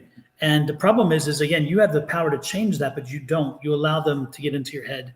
It sounds like again, there's some drama going on, and you've got to move forward. You got to get away from that. You got to move forward and get away from this, whatever this drama is. I don't know what it is, but again, there's some very not healthy people there who've involved in this situation. But again, it's you let them rent the space in your head. Yeah, you gotta move beyond this, and don't let them get that. Again, you're in control of this. Again, you can allow it to get in your head. You can allow it to take over, or you can do otherwise. I mean, you're good at what you do. This is interesting here because you're good at what you do, and you're a good planner, and so you can plan your way to make this change possible, and you will overcome this. But just be careful about those people, just so you know who they are, and then if you need to, let the institution take care of them. Let the structure take care of itself. Just stay above the fray. Stay above the fray. Create your own environment. Again, create your own environment, which again is what the magician says as well. So again, I see some trouble and some drama around you. Let it go. Do not let them get into your head. Don't own it. It's their problem, not yours. That's what I'm getting. Does any of that? I'm also getting that. While Don was saying that, I got run your marriage, your household, your way. Like other people's opinions. Like there seems to be people who are not married trying to tell you how they think your life should be, or how they think your marriage should be, or what you should do with your future, or how they would do this, and that. And what they're saying is run your household your way. It's nobody's business but your own. So the advice and I don't feel like you're taking it extremely to heart. You're kind of like, oh, okay. But it's still a lot of information and you don't really know how to disconnect from it. And what they're saying is you don't have to keep talking to these people. You can be busy. You don't have to answer the phone. You don't have to connect with them. Again, your household is your way. And you may just have to give them that little bit of sunshine and be like, this is how I run my household. This is what I do for me. And this is how I'm going to do it. So it seems that you may just need to have that one little curt conversation with someone and then set them straight and be like, oh, okay, that's how you would do yours. And once you get married, you can do that. But right now in my marriage, this is how I'm going to do it. You either like it or you don't, but I don't need your approval. And so it seems like you're going to have that conversation. I feel so like Sugar Baker. What's her name? I felt so much like, yes, I felt just like her when I was saying that, like, you don't have to accept it. Like, that's what it felt like. Like, you're going to have that conversation one time and let them know. In your situation, you can do whatever you want. In my situation, I'm doing whatever I want. And however I decide to do it is how I decide to do it. So just have that one conversation, and then you won't have to address it anymore. And then you can move on. So that's what I'm getting about that. But I am getting... Go ahead. As Lady Day herself, Miss Billie Holiday would say, Ain't nobody business if I do. Exactly. So I'm getting good things for you. I'm getting joy in the new year. I don't know if that's when you'll find out about the pregnancy or when you'll find out about the baby, but I'm getting a lot of joy in the new year.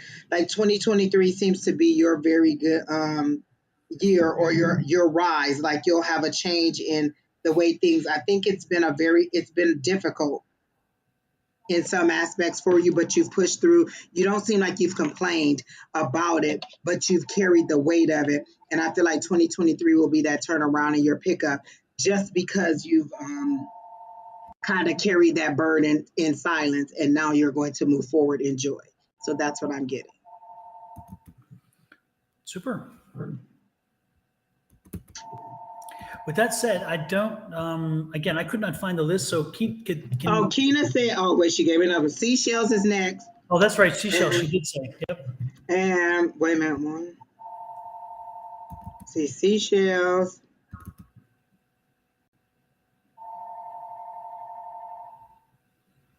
She said the one who just commented about the rest of September and October.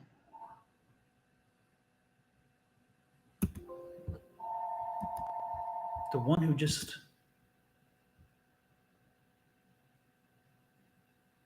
Oh, General. Oh, so she's on YouTube. She's on your YouTube, and she's under the Smith person who was making all the. She's just before. Okay, so Tamisha made her last comment right there. Yeah, Good. that's right. Okay. Laura Keena, when did you go be back on your post? Because we can't do this. Yeah, I just couldn't find the list. I can't find the list, Kina. Sorry.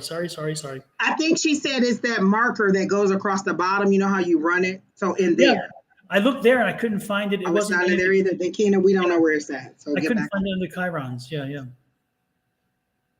Okay, general for the rest of September and October. Oh, she said 2 minutes. She'll be back down. So let's just stretch this out. Okay, for the rest of September and October. I literally heard no fluffy bunnies and no love lost for the rest of September and October. Like, I don't feel any highs and lows. I'm showing a 4. I'm showing stability. I don't feel like there'll be anything exciting happening. I don't feel like there is any big changes that are coming your way. Actually, for the rest of the year, it seems like you're going to ride out the rest of the year pretty low profile, with nothing coming up, and then look to the future or look to January for some new things. But I feel like you're wanting a new job and you're not really being proactive about it. You're just thinking that maybe it'll just drop down out of the sky, because they're saying you have to walk it out. You have to walk it through. You have to make it happen. If you want a new job, then because there seems to be some financial issues, or you're wanting to make a purchase of something. I'm getting that you want a large purchase, either a car or a house. You're saying you want to make a large purchase, and you're wondering how it's going to happen, but you're not proactive in how you're going to make it happen. So you're either going to have to find another job that pays more in order for you to be able to afford this big purchase, or you're going to have to get another job or some kind of extra income. But I'm getting that you're going to have to be a little bit more proactive. But I don't see anything too much happening for the rest of September, October in either direction, not good or bad. It seems to be very flatline. Like they're literally showing me an EKG going across, and it's just flat. There's nothing. It's stable. I'm getting a 4 on that. And then I'm getting that at the beginning of the year, there can be a spark, because they're showing me fireworks. It could be a spark, but it's all in you lighting the match. So here's the thing that can make the spark. But if you don't light the match, it's like having a whole bunch of firecrackers or fireworks and nothing to light the spark. So you have to be the proactive person. You have to be the fuel to light the spark, is how I'm getting it. And that's what I got for her. See, she said, yep. So is that yep in that you're trying to make a large purchase or finances or what? Because I don't get what the yep is. But that's what I got down. Dasher K, I don't think you were skipped. I don't know where you fall on the line. We'll figure it out if you were indeed in the line. We'll work on that. Dasher, how do you know you were after Andrea K? Because you're next in the list. Just because you see that, she said it's the house for her. Just because you see that you're the next person in the line on your platform doesn't mean that you're next. There's like 7 or 8 different platforms that Kina is filtering through. So we get them as they're filtered through on this one big platform. So I don't know how you knew that you were after Andrea, but Kina didn't tell us that you were after her. And she could come in and tell us that we did skip you, but we'll just have to wait and see. Um, but I don't know how you knew that you were after Andrea or how you decided that you were after Andrea. Well, I see again, you must have been looking for a house for a while because again, it's coming to an end. So again, you found the house you're looking for. You're going to create a new stable environment, which I love, which is great. And then of course there's a high priestess. And so this is going to be your chill space. This is going to be a place the home is going to bring you a place of serenity, of peace, of tranquility. And it's going to make you kind of feel like you've arrived where the home to you is so much more than a house. It is a symbol. It is a symbol of your struggle and of getting. It's like a status symbol in your head of like I've made it whatever it is. I'm there. So that is a good thing I see. I love it. And again, it's the beginning of a new life there, a new time. So enjoy that house, enjoy that experience, revel in it. And there will be some changes coming along. There'll be some frustrations along the way, to get to closing, but you're going to get the closing. You're going to get the house. So enjoy that. Enjoy that very much. The list is scrolling across the bottom of the screen. So Farrah J, you're next, and Dasher K, you're after Farrah J. Now, where did she find that? Because I've looked in that. I don't know. Kina put it on there. Like, look, I know, Kina and I'm looking here. It does not show up in my ticker at all. In all my tickers, it does not show up. And yet, right there. I think Kina hit it. And she came right in and put it up. Like, let me put this up. I know, like nothing. Like whatever. It's whatever. Oh, Lord have mercy. It's great. Hey, I wanted to show everybody. I got a new logo for Sonoran Mystic Tarot, so I'm going to put up real quick and show you. And Jojo earlier said, "Nice logo, thanks, Jojo." And you made me remember to do that. Look at that. Isn't that nice? I love it. I like the wolf, the gold wolf more than anything. Mm-hmm. I like the moon too. I guess I like it all together. Yeah. And the stars for me mean, possibilities. Yeah, and see the eye here. The eye with the or you can say it's sun, or you can see an eye here, which I like. And the initial idea had 2 different cactuses, but I took one out and decided to moved it put a wolf instead, and I thought it looked so much better. And of course, I always love the moon. And then I chose 2 of them. So this is my big logo, but this is the one that I use for the circles. And look at this one. Isn't that cool? So I love it. Yeah. So anyway, just want to show those. That one is just clean and simple, and still has that wolf and the cactuses, and it's got my orange in it, which I love. But the moons, see the moons around there? I just love it. So anyway, so my 2 new logos, and I can't take full credit. I have to thank the guy on Fiverr. I went on Fiverr actually, and I shopped for a guy on Fiverr who will do the logo. And this is the guy I came down to. He showed me his portfolio. I may have to find out who that was, Don, because I know what I want my logo to look like. I already know what I want it to look like. I want it to be red and black and white. I know exactly what I want it to be. I just need somebody to draw it. So I may have to go to your person, Don. Yeah, and the cost was unbelievably cheap. I mean, then definitely pass on his information. Yeah. And I went back. Remember, he sent me 5 different options. Oh yeah. When I set it all up, I said, these are the things that I kind of feel for this. And I told him I told him the stars, the moon, the cactus for the desert, coyotes or wolves for the desert, some other things, and a mystical feel to it. And he came up with 5 really good logos, which made it hard because I couldn't throw all of them out, any of them out just like right off the bat. And I'm thinking, damn, I wish I could throw one out, but it didn't. They were just that good. And then ultimately, I saw. And there was one that I don't think anybody else. I like the one that had that blue in it, that turquoisey blue. That was my initial choice. That was my very first one. When you showed us all of them, that was the one that caught my eye immediately. I like that color. Yeah, that was the wolf, wasn't it? Oh, Keena said she liked that one too. Yeah, I don't know. On the list that you gave us, that was the one. It had that blue in the center of it, or it stood out to me immediately. yeah, yeah. I like that one too. It was a wolf, and yeah, and like the Oh, Keena said she thinks it was number 5. it was the fifth one. It was the big one. I'll show Oh, it to yeah. you. This is the gray background one, but it looks better in black even. Um, but Thank you, this Miss is Alice. She says she enjoyed the show. Thank you for tuning in. See you Sunday. Oh, I like that too. The background's a little too gray. yeah, the background's too gray. Yeah, but this was in black, but I couldn't find the black one real quick. But anyway, yeah, that's the one you guys liked too, and I like that one. I was initially drawn to that one, and I kind of kept moving. I kept going back and forth. It was hard. It was hard. They did a great job. The guy did a great job. So Angie, I'll send you his information. You definitely want to. And again, his prices unbelievably cheap. And but I kept going back. I mean, and he was cool. Every time I came back and said, I want this tweaked, I want this tweaked, he's like, okay, no problem. Do-do-do-do. And then do-do-do-do. I'm like, damn, he should be getting tired of me by now.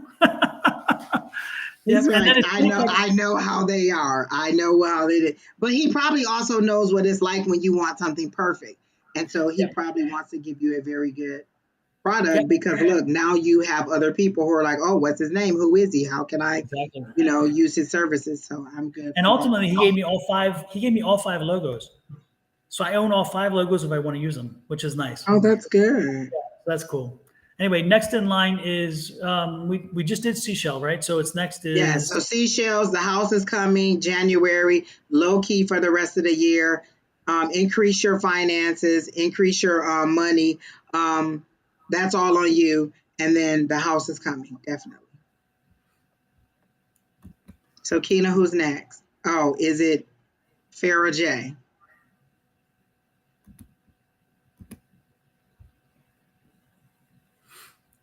And then tell me and Don where you kept that list.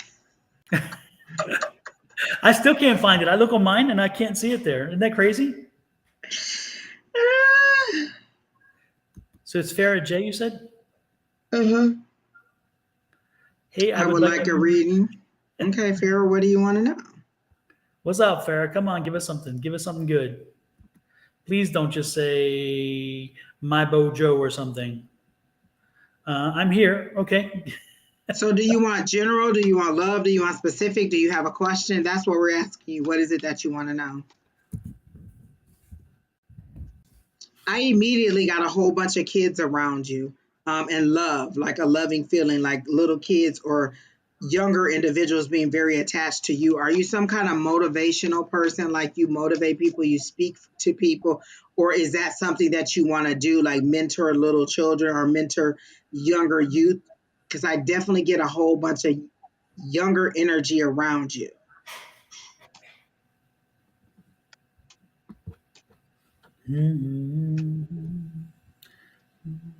And I I'm think getting, there's a delay, so we just have to wait for yeah, her to I'm getting. respond.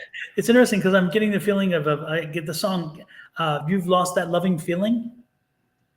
General and finances, and yes, her kids. Okay, so she wants general and finance. Okay, so are you thinking about becoming a mentor? Because I see you standing at a podium speaking to individuals. Like I could see you being like a counselor in the school. Like I feel like you felt like what we got. Again, Don, if this is who I think it is, we went to high school together. They are in Michigan. They Yeah. are. It's Okay, so definitely you got, I was waiting on you to say it. I didn't yeah, want to say it until you said it. So no, I they're think this, Michigan. if this is who I think it is, we went to high school together.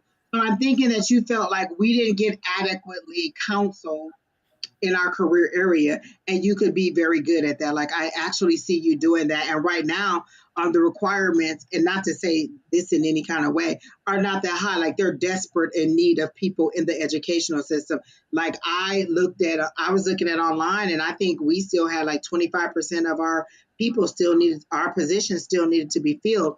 So I'm getting that you would really be good in a mentoring role. I don't know if you ever thought of that because I think I heard you saying, oh, no, not me and the kids, but you're very good with kids. It seems to be like you really, like you're real, you're honest, and you speak on their level, not above them, but you don't lower and make them less. You kind of build them up. And so I'm getting that you would be very good as a motivational speaker or as somebody who would encourage you in order to make a better life. but also based on the way that you've lived your life and the things that you've gone through, you could be like, okay, well, this is how it happened for me. This is another option you could take. So I'm very much getting that you could be a motivational or some kind of mentor for children and get paid to do it.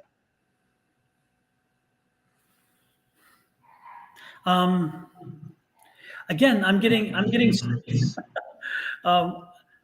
there's somebody here and they're singing, "You've lost that loving feeling." And it's your dad. Is your dad is crossed over. This is your dad.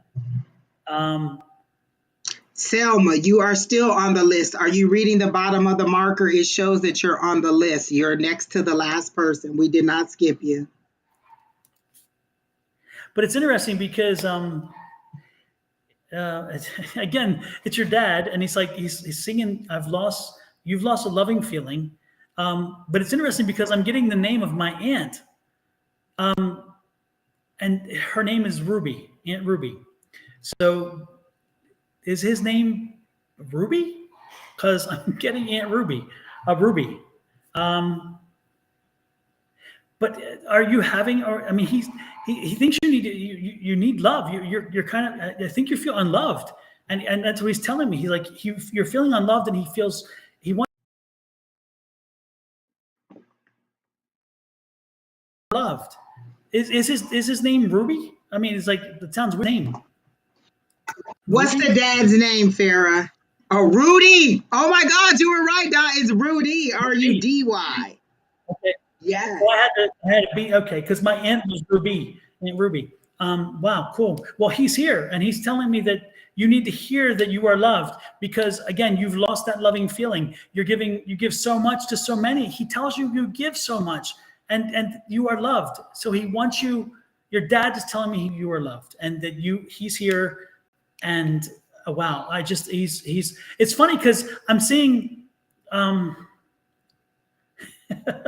He kind of looks, I don't know anything about you, but he kind of has like a little bit of a Latino look and he has like the mustache. He has some facial hair. He has like a little bit of Latino look to him, like a mix of Latino and African American. Is he like, there's something, is he lighter skinned or something? There's something about him that has this, I don't know. It's interesting. But anyway, he's got a nice smile, but he really wants you to know that you are loved and that you give so much and people do recognize you and they love you. You need to hear you may have lost the loving feeling, but you're not lost and you are loved. You are loved. Okay.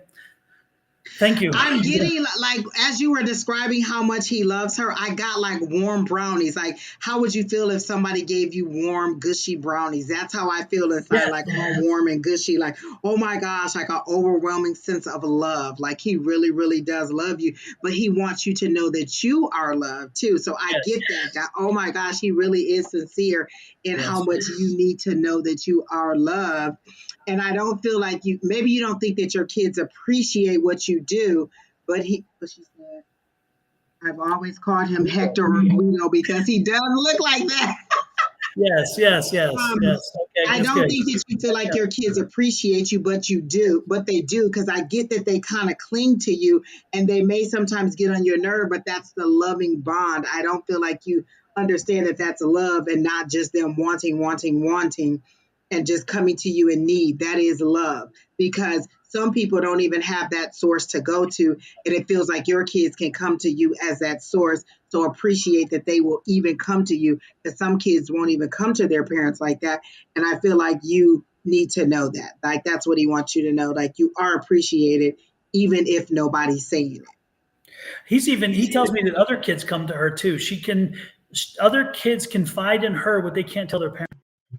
Mm-hmm. So she's like the person who people really do come to, and they love you. They trust you. They just maybe don't say it enough. And so you're the go-to. You're the woman that a lot of people turn to. They want to talk to you about things because they know, first of all, it's not going anywhere else. That once it's in it's there. You don't share it. Secondly, that you're going to give them good advice, and thirdly, that you're always there. And so, but the problem with that again is he's giving me is that you're there for everybody else, but you really feel like nobody's else there for you. And in return, you have to know that everybody's there. You are very well loved. So know that, okay? Wow. Thanks for And sharing. think about that. Think about being that motivational person. Like, I think you're discrediting yourself and your natural ability, because to you, it's just being you. But what they're saying is, because I'm getting goosebumps, is that you really need to look into being like, are you thinking about starting some youth foundation or some kind of nonprofit organization? And if you're not, they're saying that you should. Like, you really would be an asset to the community and to the kids in a bigger way, and a lot more people would support you. Like, different people will come in and be like, oh yeah, I would do that, I would do that. And so you just have to know that you're valuable. You don't see the value in what you do because it's just you being a mom or you being who you are, but you have something that is valuable, and you really do need. She said, yes, I have before. So definitely, if you have, maybe do it again or something like that, but you definitely would be an asset. And I am getting that you really should think about mentoring or helping out the youth in some way, because you could be a big change agent. And that's Now, all I got. I'm getting Oh, one go more ahead. message. I don't know if this even makes sense. I don't know. But he's saying something about something you baked this weekend. Did you bake something this weekend? And I'm not talking cook, not on top. I'm talking bake. Did you bake something this past weekend? Because he's talking about something that you baked, but he's making it sound like it was very recent. Like you baked something, and somehow that is something that is traditional or something that is very connected to you and your family. Um, he's again, I'm getting baked. And so he was just kind of like a confirmational thing of talking about. I can't place it anyway. It's interesting. So yes, you do bake, and yes, you What baked did something you this week. bake? That's what we want to know. What is it? Yeah. Because it's like he's pointing. He's like he was happy with that. It's interesting. He's pointing out this. I don't know. I can't figure it out quite yet. I'm trying to make it come. It just yeah. I did. Yeah. What was it? Was it one thing specific? Because I'm for some in my mouth I'm tasting sweet. I'm getting sweet, but I don't know. Was it the brownies? Oh yeah! Wow, wouldn't that be something? Yeah, Was there it was the something. brownies? Chicken Yeah. rolls and a dessert. What was the dessert? Dessert. Was all of that in the oven?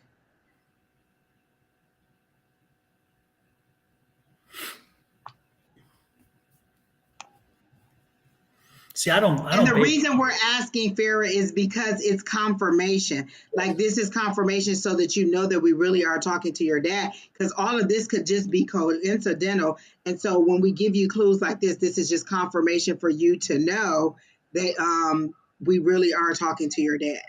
Yep. Cinnamon rolls. Okay. That's that ooey gooey feeling. Yes. Okay. That's sweet. I That's thought that it was sweet. brownies, but I definitely got, because I feel like, oh, I feel all warm and gushy inside. And so Yep. that's what it was. Okay. Super. Well, he was, he wanted to acknowledge that. So he was there. He was there this weekend with you when you were baking. So I don't know if you were feeling something weird or something. If you, let me remember, Farah, think back when you're off with us, think back over your weekend while you were baking and feel in your head, rewind a little bit and see if you felt something like nudge you or push you, or you heard something that you thought you heard somebody talk to you or say something and you looked around and nobody was there, or you smelled a certain scent that you associate with your dad, or maybe even you felt the room get very cold and it was hot because it's baking. Anyway, whatever it is that do me a favor and think about those things. I will not be surprised if once you've had a time to think about it, you'll think of something that was very unique. And that was your dad letting you know that he was there. But you probably blew it off because you thought, oh, it's just a weird thing. Because why would he come to my kitchen? He was in the kitchen. I felt very Is there something about washing a car too? Did he teach you how to wash a car, or something about washing a car? Like, he seems to be present a lot, and he wants you to know that he sees your life currently.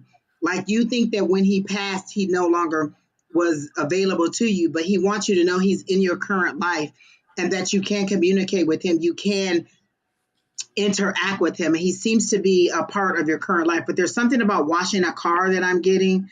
Oh God, Don, you done made it really hot in here. Now I'm all extra hot. Don't blame me.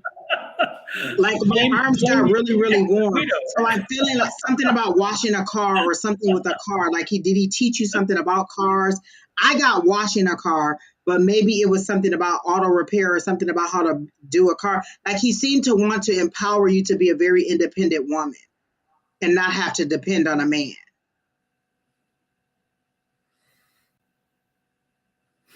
Well, I don't know because there's a little bit of delay, so we have to wait until it catches up. But she says she felt very calm and relaxed. And all of you who are talking about, oh, I thought I was next, I asked this, I asked that. Again, there are 7 or 8 platforms. Kina takes them as a filter through into us, not as you see them on your side. So if you didn't make the list, we're sorry. Me, Alicia, and Sherry will be back on Sunday, and Don and Shauna will be back on tomorrow morning. So we're sorry if you didn't make it through. And most of you just wanted a love reading anyway, and don't get an attitude like that. She says she needs to wash his truck and get the tires fixed to start driving it soon. Okay, so that's why he was showing me washing. Maybe he's mad that his truck is dirty because I literally saw washing a car. Like, oh, okay, maybe he taught her how to wash a car. You better go get your daddy truck clean, girl. He is not having it. There seems to be a finance issue too, and I think he's pushing the money toward you. Like you're going to get an unexpected windfall or unexpected money of some kind of way to help you because he doesn't want you to let that car or that truck seem to be very important to you. And so he's going to funnel the money into you some kind of way for you to take care of whatever needs to be done. So do not let it go. Like that is his thing. Do not let it go. It's been sitting in the garage. Okay, so definitely wash his truck. Well, thank you, Farah. Thank your father for joining us as well. He's such a good spirit. I just love the spirit that he brings when he brought it. I felt a very positive, but a very loving spirit. He loved you. He seems funny too. Like he just will light up the room. Yeah. No, I think he had a very good sense of humor from what I'm getting here. He's very he's just light energy. He's not heavy energy. Yeah. He's very light energy. And so I appreciate that. And I definitely get that she thinks he left too soon. And I don't know that he doesn't think that he left too soon, but he does wish he had more time. Yeah, no, he needed to go. He needed to go is what he just told me. He's like, there you go. She may not have gotten enough time with him, but he needed to go. He needed to go. Okay. Yeah, which is, I love that feeling because not everybody does. Not everybody, that's strange. But no, he needed. Yeah. In his mind, so then it's her feeling like he left too soon because I got the feeling of left too soon. So it's her feeling like she wished she would have had more time. Exactly. Yeah, she would have liked more time, but for him, he needed to go. He needed to go. I love it. Again, he's a very magnanimous gentleman. He's just great. Anyway. Wow. Well, we're happy for you, Farah, and thank you for stopping in. Like, share, comment, let people know. Thank you for stopping in. Always good to see a good friend, a nice Michigan friend. And come back on Sunday. Me and Alicia will be on here Sunday. Exactly. And let's remind people.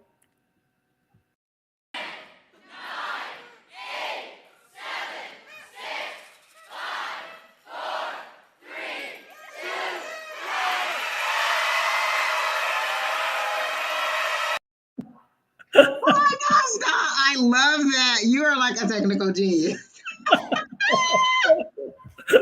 I just have to do something. Next is Dasher K. It's like a commercial break, Don. Exactly. Oh, look, that's our affirmation, Don. We're gonna get sponsored. Somebody's gonna do commercial breaks. I'm with it, Don. We're in there. We're in there. Sponsored. There you go. Absolutely. I love it. We're going to speak that into existence. Exactly. Okay, Dasher K. Dasher, are you still here? Because you were very adamant that we missed you and we did not miss you. And now you're up. So I hope you're still here. Oh, yep. He said he's still here. He's here with Dancer, Prancer, and Vixen. A general read for Dasher. Dasher and Dancer and Prancer and Vixen. Now you got me all in the holiday mood. You know what I can't wait for, Don? Hallmark to start their holiday movies. You know the one I've got to watch I always love is the claymation Rudolph. Oh, my God. Yes. Yes, It is like yes. my go-to Christmas movie. I mean, that's when I know Christmas is here. When you get my claymation Rudolph, you know. Okay, so Dasher, I wasn't getting anything in about you psychically, so the cards just started falling out, and I just want to confirm one more thing with this card.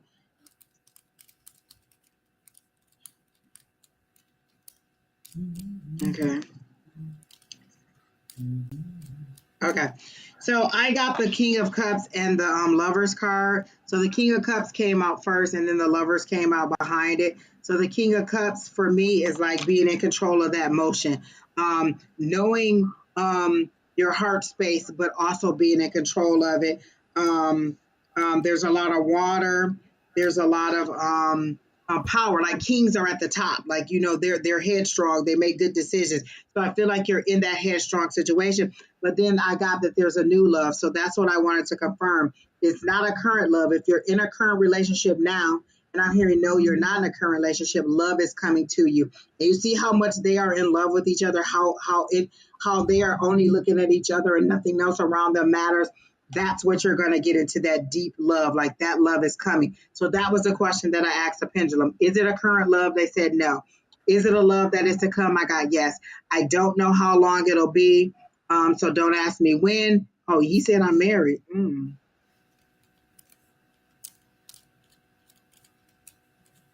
What?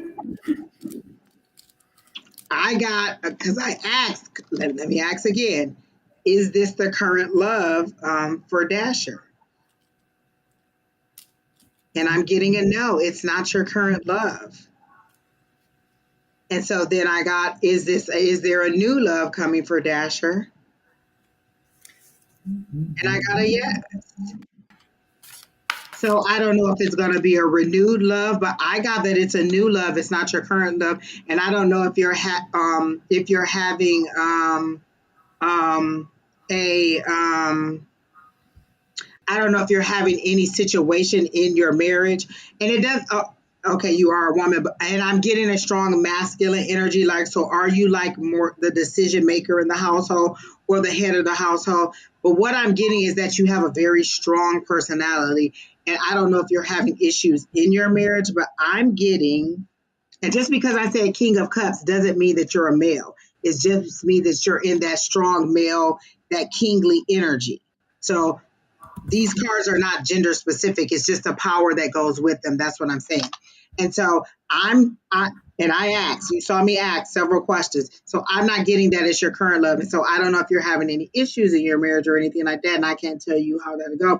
And it could be the renewal of love for you, or that that your marriage has a new spark to it. But I'm getting a new love. So maybe you get a rejuvenation to your current love. So that could be it too. But I got new love.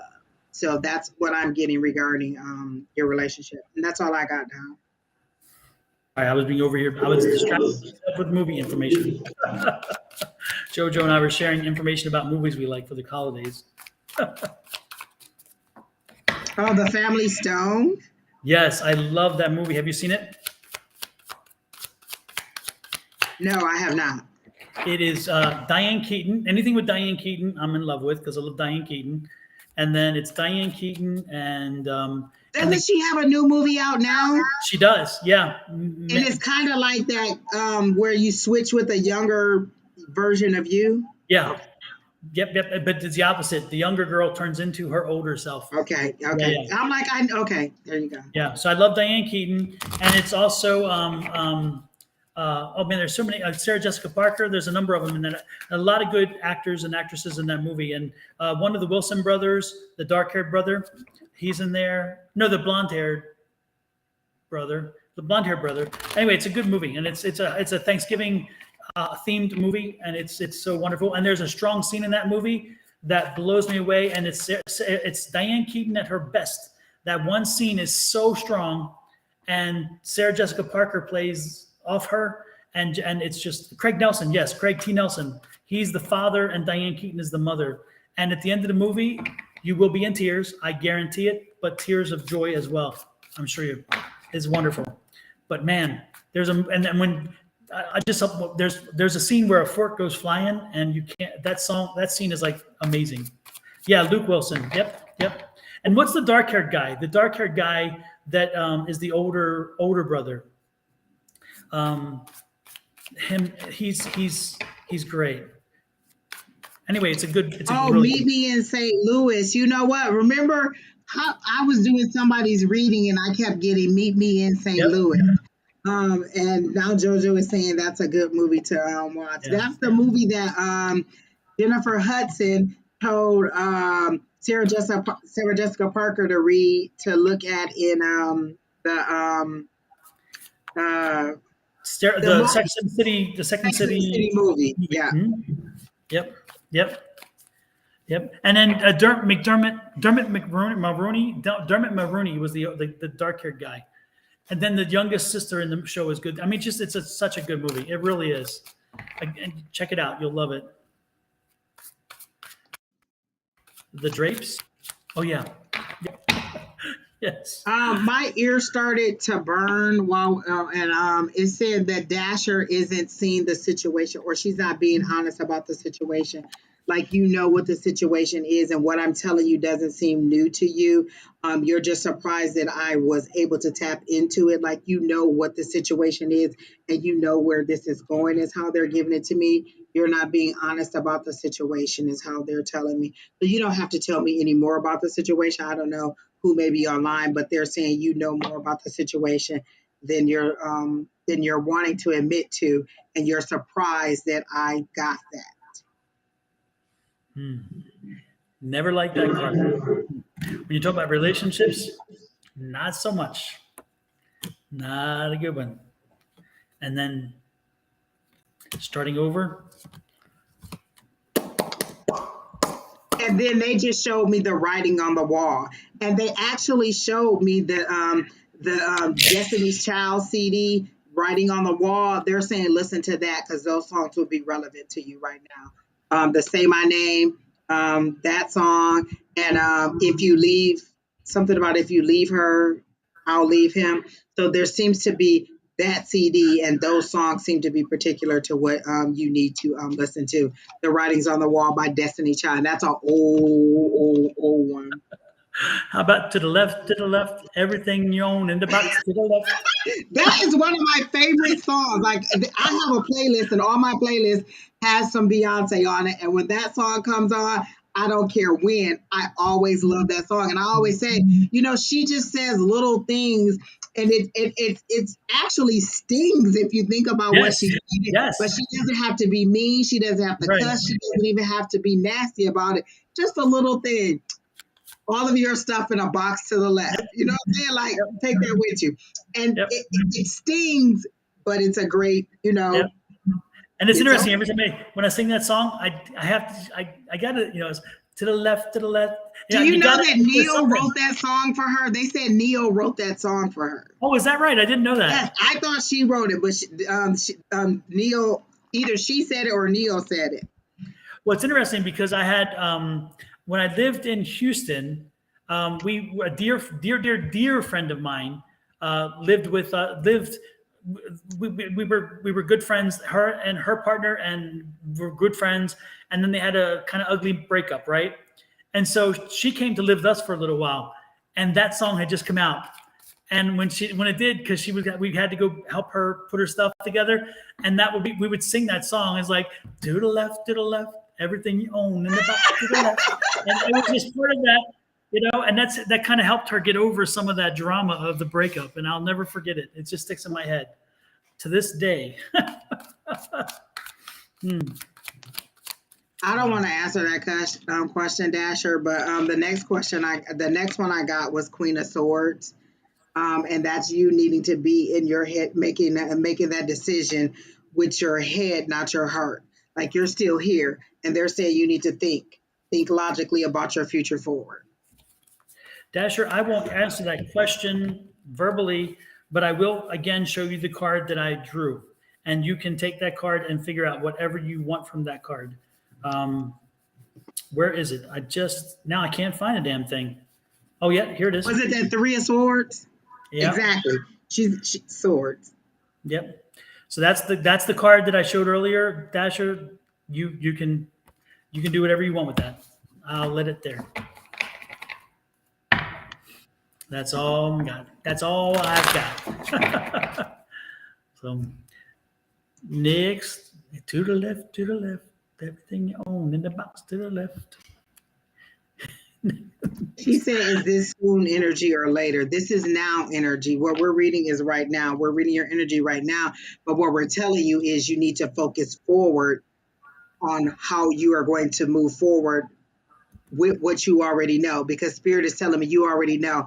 We're only confirming things that you already know, and you're surprised that we picked up on it. But why would you be surprised? And you did say general, so if you didn't want to know about that, you should have said finance. So. But I am getting that you will be okay. Oh, absolutely, So, absolutely. You will be okay. So don't worry about that. You will be able to move forward. To the left, to the left. All right, Keena, who's next?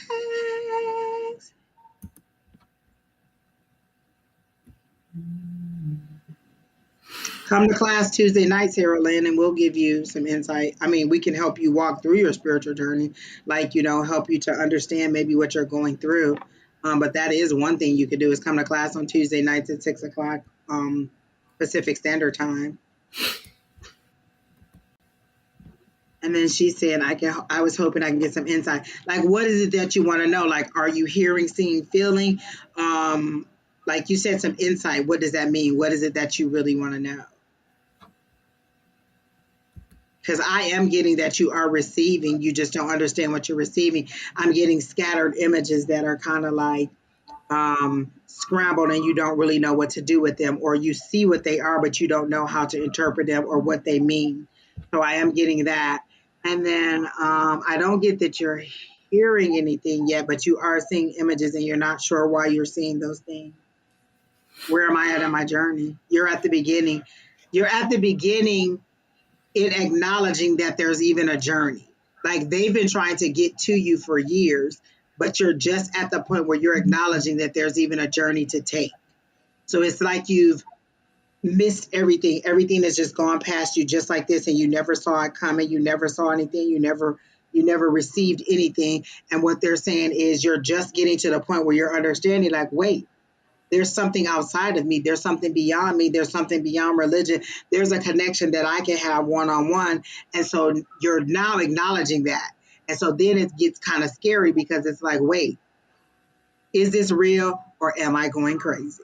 You're not going crazy. It is real. You are receiving this information. Now it's just about you sorting through and figuring out what it is.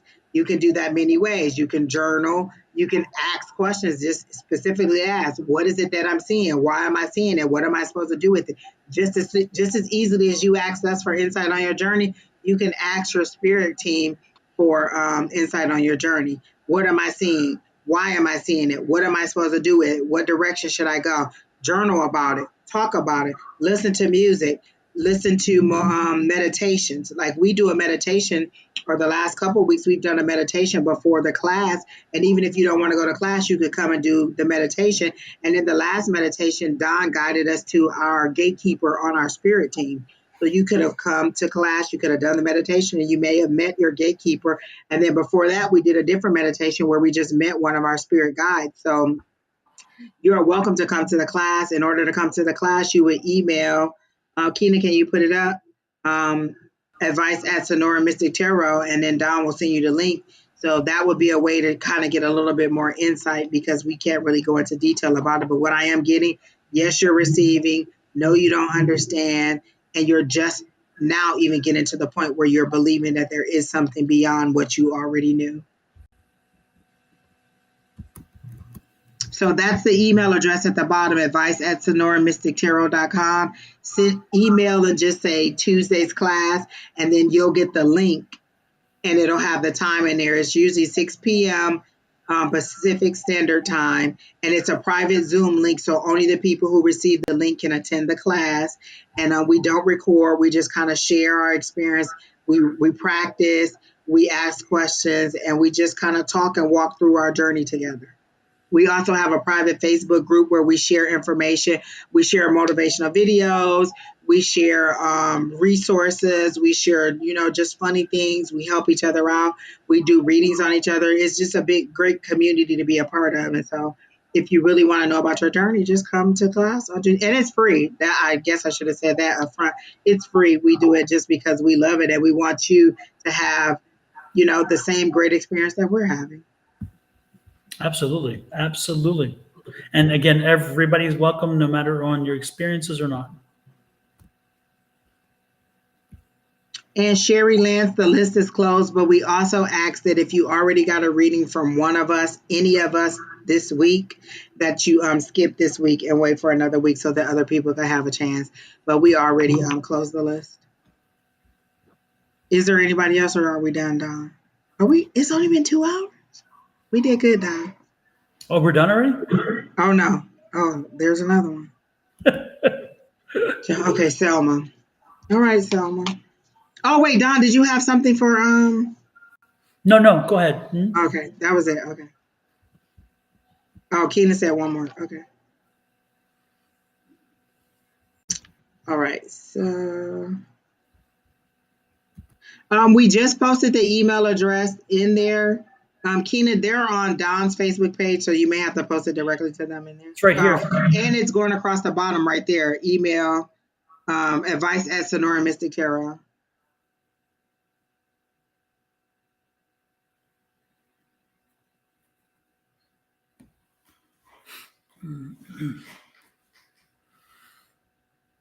So Selma changed her question, Keena. It's a more in-depth question.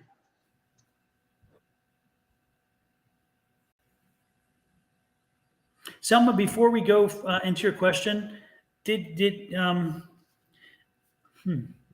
you lose a child over this year? Did you lose a child this past year? I'm getting even more recent than that. I'm getting there's a baby spirit here, and there's somebody, and I'm not sure it's you, who lost a baby like within the last 6 months, maybe a year, but I don't think so. I'm thinking 6 months. And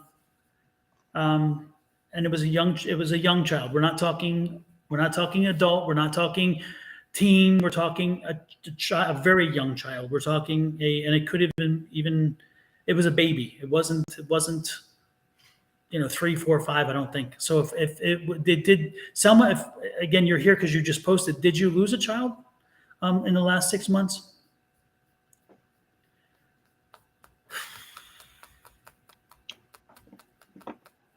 And if not, Selma, did anybody who's listening, did anybody lose a child in the last 6 months?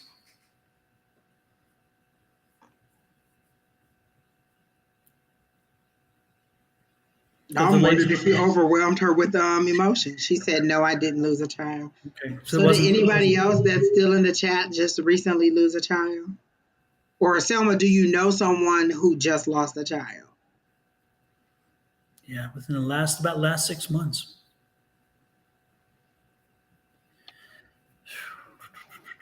We can continue on. No need to wait. As far as she asked about her manager, what they showed me was iron sharpening iron. I think he sees that you're a strong worker, or you're a strong employee, and I literally heard iron sharpening iron. So I don't know if even if he is not being nice to you, he's definitely making you a stronger person. You may see it as like, oh, always pointing out mistakes, always criticizing me, but it's also making you more aware. All the things that he's pointed out to you, I bet you have on a checklist, or you're like, oh, let me make sure that, let me make sure this, let me make sure that. So regardless of whether he likes you or not, I feel like he's sharpening you and making you a better employee or a better person. And then I'm seeing that it's all a part of like a divine plan. And I know that sounds a little bit cliche, but they're showing it as steps in the process. So this is how you get sharp and get on your own. But I'm seeing you go off on your own where you don't need to be under anyone. You're able to do this on your own. So that's what I'm getting, is that even if regardless of whether he does or does not like you, he's sharpening you. And 2, I see you moving out on your own eventually. And I'm not going to say immediately, but as you get a little bit of experience or some more knowledge. She said, my friend lost her son. Was that within the last 6 months? And was it an unborn child? Like, was it an infant child, Thelma?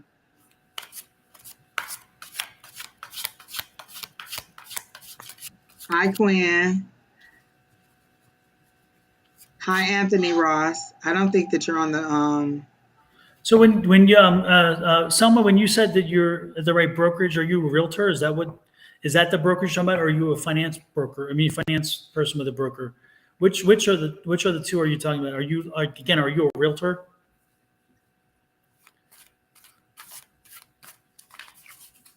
Well, hello back to you, Quinn. Nice to see you here. Not an infant. He was in his 20s. We were specific that it was an infant child within the last 6 months. But don't worry about that at this point, Selma. Let's go back to the thing. Are you, again, when you said brokerage, are you an insurance broker? Is that what it is, or are you talking about real estate? Realtor? Okay. Now, like, and the reason why I ask is this is not psychic, okay? But if you look to your broker to be your friend, if you look to your broker to be your cuddly bear, then you probably have the wrong opinion of what a broker should be. I want a broker who's going to put me through my paces because I wanted to learn. I am a realtor. I'm an attorney, and I still have my real estate license as well. And I have my real estate license in 2 states.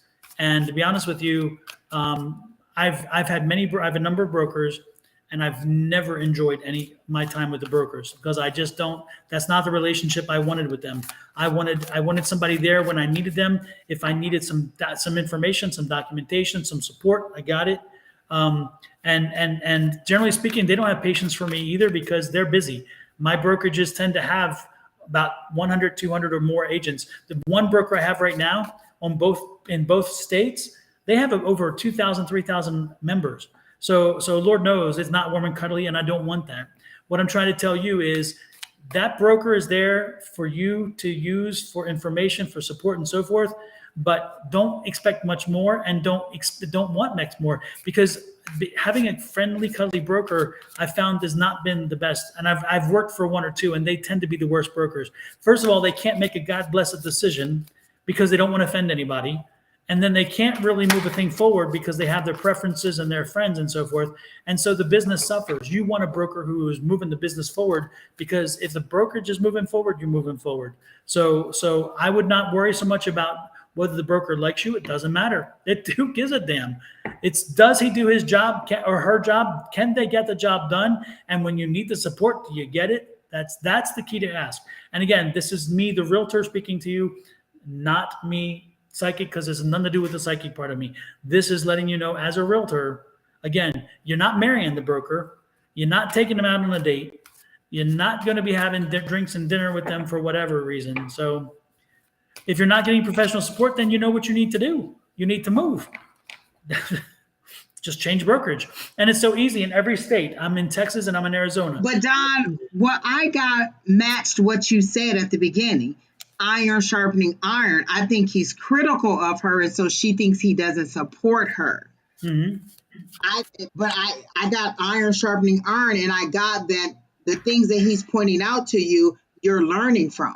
Like, if I feel like, oh, okay, he's telling you this, and this is wrong. Like, you may not like the approach. You want honey, and he's giving you vinegar. Like he, like Don said, he's there for business. He may not be giving you kind words and encouragement, but I bet you know all the things that wasn't right about that, whatever the situation was. And so now you're paying attention to those key things. He's sharpening you. He's making you a better realtor. And so you don't like the approach that he's giving because it's not warm and fluffy and, hey, go to this page and do this and do that. He's telling you what the problem is, and he's giving you the opportunity to go and find it. Because that just happened to me at work. I told my manager I needed to do blah, blah, blah, blah. He said, okay, I have time on my calendar, this date, this date, this date, but here is a resource. You can do it yourself. So what did that mean? I had to click on whatever he gave me and filter through it and go by the steps and figure it out on myself. So I wanted him to sit with me and walk me through it, but he said, oh, here's the link, go and do it yourself. So it's not like he's not giving me the support. He gave me the resource to get it. I don't think you like the way that he's giving you your resources. Yeah. So hopefully you get something from that, and take whatever it is. Again, most important thing is if it is, again, don't look for a friend, don't look for a buddy, don't look for a pal and a broker, and or manager. The point is that that's not their job. So that's what I'm saying. But again, if you feel like they're not giving you the professional support, the question is, when you say professional support, are you concerned because you're not getting the answers that you want to hear, or you're not getting the answers that you need to hear? And that's always a question mark too. But I can't go there. I'm not going there with you. That's your choice to figure out how that worked out.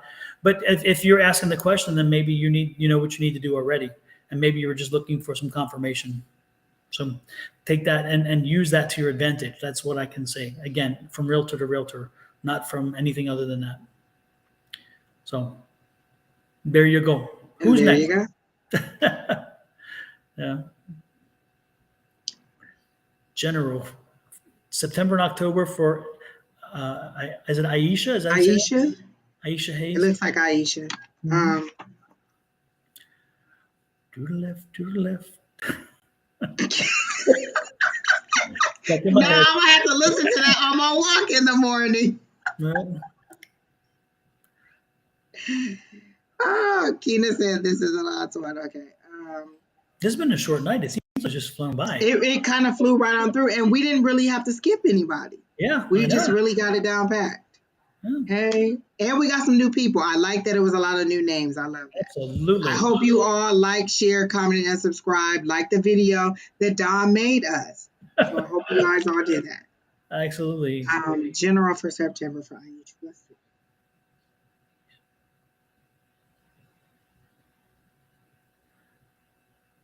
I literally heard, because I reread your question and then I reread it in my head. I got, don't sweat the small stuff, and they saw you riding a wave. Like, you're not high up at the top of the wave, but you're not at the bottom about to fall. You're right in the middle of the wave, right in the sweet spot, I guess, I don't know anything about surfing, but you seem to be in the sweet spot in the image that they're showing me. So I'm getting, because they're saying don't sweat the small stuff, you're right where you need to be.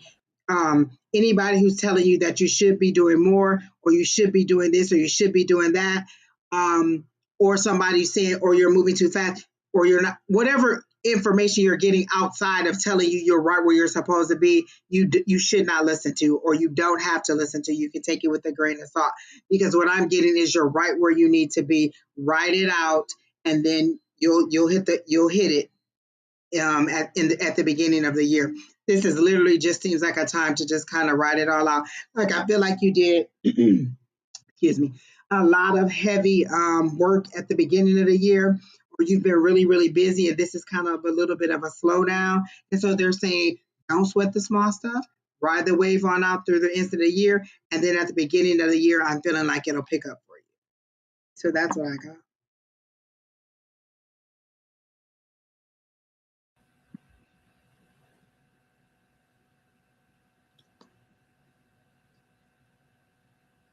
Mm-hmm. Uh-oh. No visitation. No, I felt like you had a thought, and you like, let me confirm it with the cards just in case. Yeah.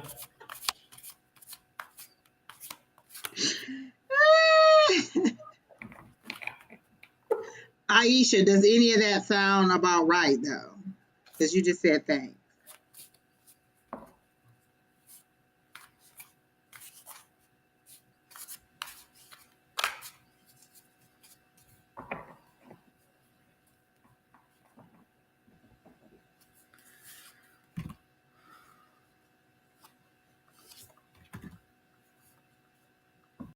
Oh man, yeah. And this confirmed it. It's like, it's there's Aisha. You have like an internal struggle going on, and and it seems to be something around finances. I just feel this kind of like a struggle. And Angie, I was listening but not listening at the same time. Again, I apologize, because I was getting this thing about, it's just why do you beat yourself up so much? Why do you? I get the feeling like you're just abuse your, again. You're like I just feel like you're like self-flatulations. You're always kind of abusing yourself, and you're just like you feel like you're not worthy, or you're like you haven't earned something, or I don't know what the feeling is. It's not a good feeling, but it's I'm just getting the feeling like this internal struggle that you've got to resolve somehow. You've got to find a way to get through this and resolve it, because it's weighing you down. And it's interesting because I somehow think it's around finances as well. But I think the problem is deeper than finances. I think the finances are like the thing that kind of it's like the thing that it's like a trigger. But again, this is an internal struggle that you've been struggling with for a while. That's what that's the exact message I heard was, don't sweat the small stuff. So you're worrying too much about little stuff and other things that other people are saying. And if they made it clear that it was at work, you're right where you need to be. Be on track with where you need to be. And so when you're saying she's beating herself up about stuff, it's kind of like, should I be doing more? Should I be doing less? And all these other people are also weighing in on it, and she doesn't know what to listen to. There's a lot going on. That's that internal struggle you're talking about. And so I think that's why they're saying, don't sweat the small stuff. You're really, like you said, beating yourself up about stuff that you don't have to. Look, just little stuff. Yeah, and you got to bring an end to it. You got to find a way to stop abuse. It's funny. You've been doing this for a while, so you are finding the way. And because this is the perseverance card. This is the card that's saying you're overcoming. And again, it's coming to an end. But you can make it happen sooner. You got to make it happen. So you got to get to the point where you got to stop abusing yourself and stop. I mean, you can't blame yourself for everything. I mean, you can only blame yourself for so much. So you got to stop abusing yourself and say, you know what? Again, this is one of those opportunities. This is not a bad thing. It's a good thing, because it's an opportunity for change. Find change and make change. Because the past is what it is, that does not mean the future has to reflect the past. You can make it a different path along the way.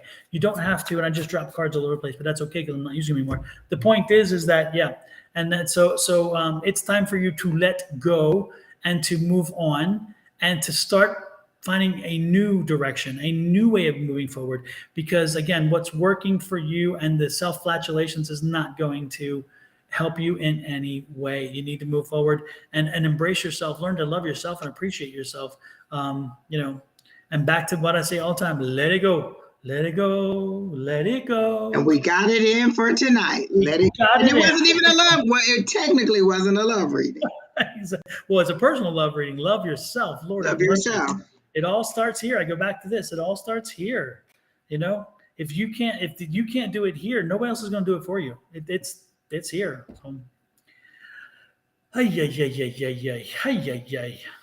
That's it. We did it, Don. Yes. Pat Preddy, the list is long since closed. So yeah, there was a list, but it is closed. Ria Thomas, can you tell me about my love life? Girl, if you don't know about your love life, you don't need me to tell you about it. I mean, Ria, I shouldn't have said it that way. I'm wondering if you're asking how your love life is going to come or whatever. But the point is look into yourself. The answers are there. Look into yourself. The answers are there, Ria. We're good.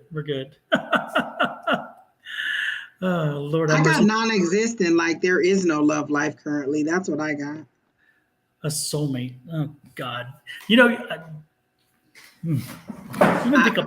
I cannot stand a soulmate question. Exactly.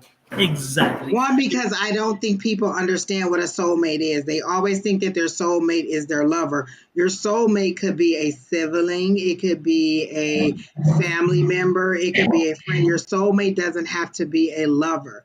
And so when you're asking me about a soulmate, I believe what you're wanting to know is like a forever love, like a long-term relationship. Because I don't think you understand what a soulmate is. So, and I could be wrong. You could know exactly what that means and know that your soulmate is not a romantic partner. That's what I think.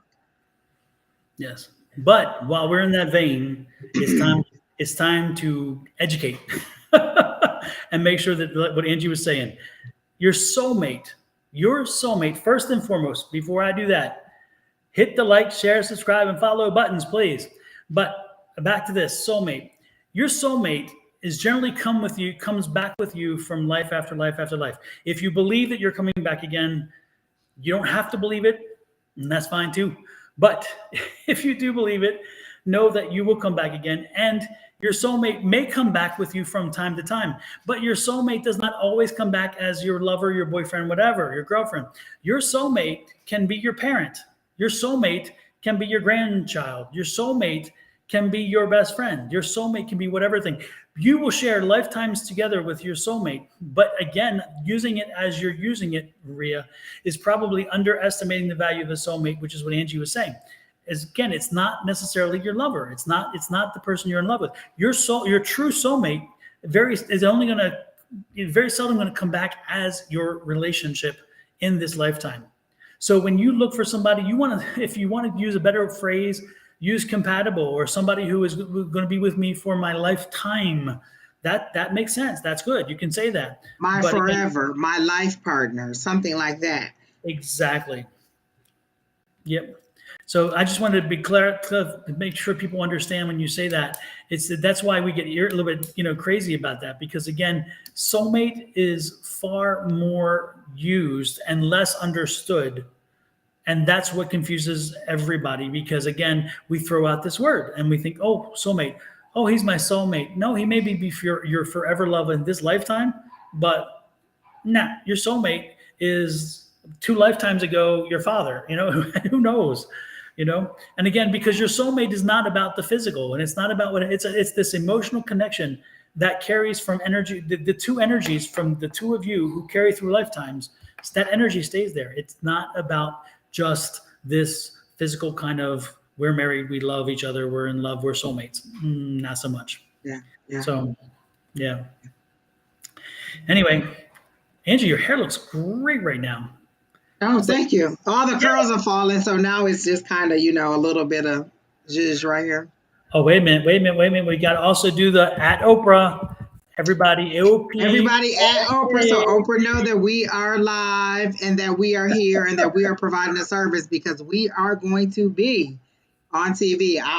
Every time Don and I put the affirmation up, Don, so everybody can see the affirmation. Oh, let me pull it up. Every time Don and I get on a live, or anytime I get on live with anybody, I cast it to my TV from YouTube or whichever platform so that I can see me on TV. That is me telling the universe, affirming that I want a talk show, that I want to be on TV in some kind of way. So I always put it out there for the universe to know. When I tell y'all the universe got enough list of things that I want, that is on one of my lists right there. When I tell y'all to add Oprah, I'll be serious about it, because I need Oprah, Harpo Studios, or Tyler Perry or somebody to see us so they can put us on TV so we can do what we do for a bigger platform. Healing. It's all about healing.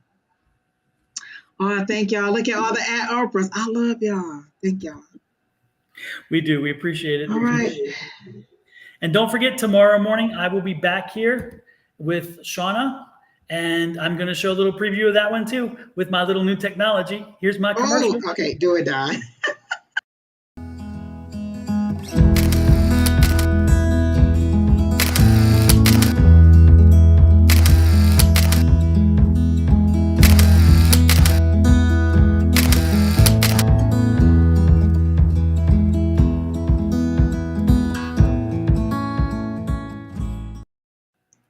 There you go. Oh my gosh, that's so cute. I love it.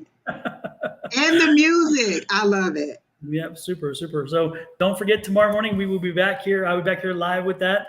And so that was our little commercial for that. And I'm working on one with Angie.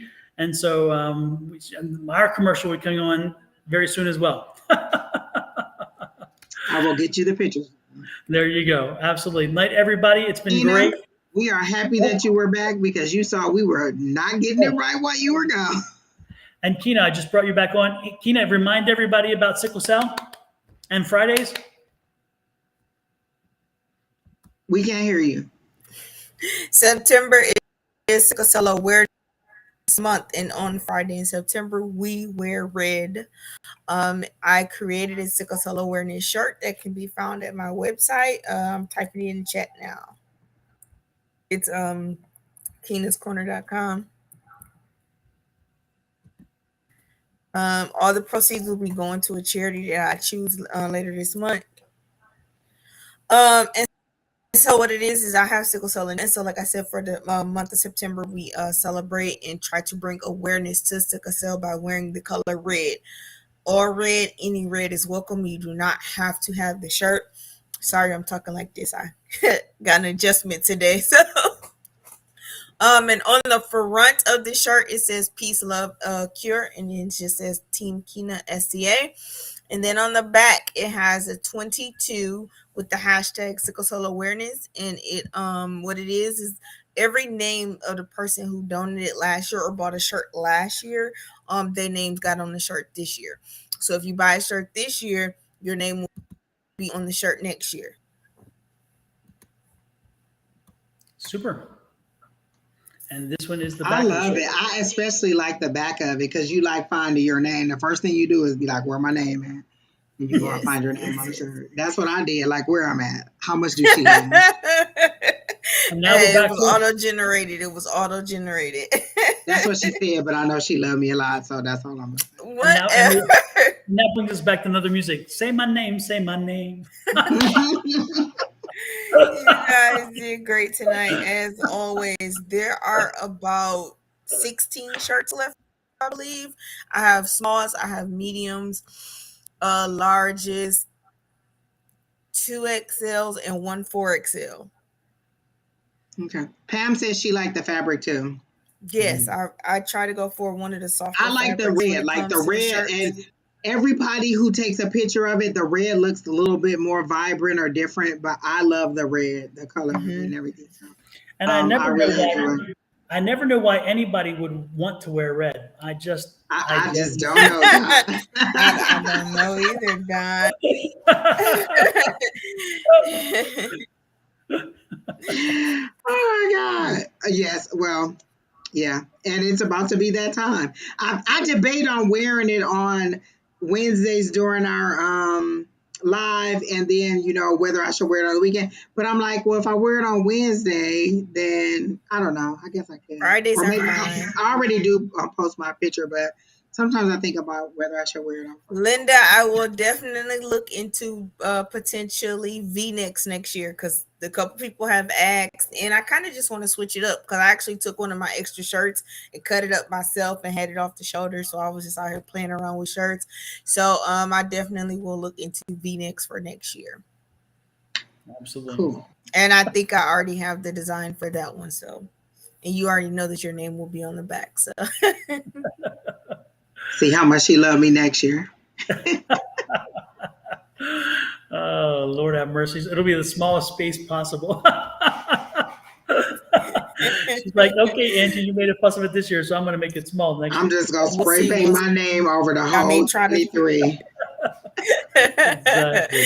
Yes, I usually try to go for the brightest red and or the nice cherry red that they have when I pick out the red. It's usually like the cherry color red that they have, I think is what it's called. I can say that I've washed it a couple times and it hasn't lost its red. It's poppy red color for me, so I do like that too. And that's important too, because some reds will quickly fade away. They'll kind of lose that edge of the color. You still get the red, but not that edge. And so even the one from last year, I believe, is still pretty vibrant too, isn't it? Oh yeah, I still have that one too. Yes, most definitely. Yeah. So I'm about to have a nice little collection of them. Yeah, that's how I feel. It amazes me every day. I have other ones coming, but right now I'm kind of just able to really being pushed to do the sickle cell awareness ones. And so even if you just subscribe on the website to see what's coming in the future, you'll see a lot more from me. But right now it's just a sickle cell awareness shirt. Super.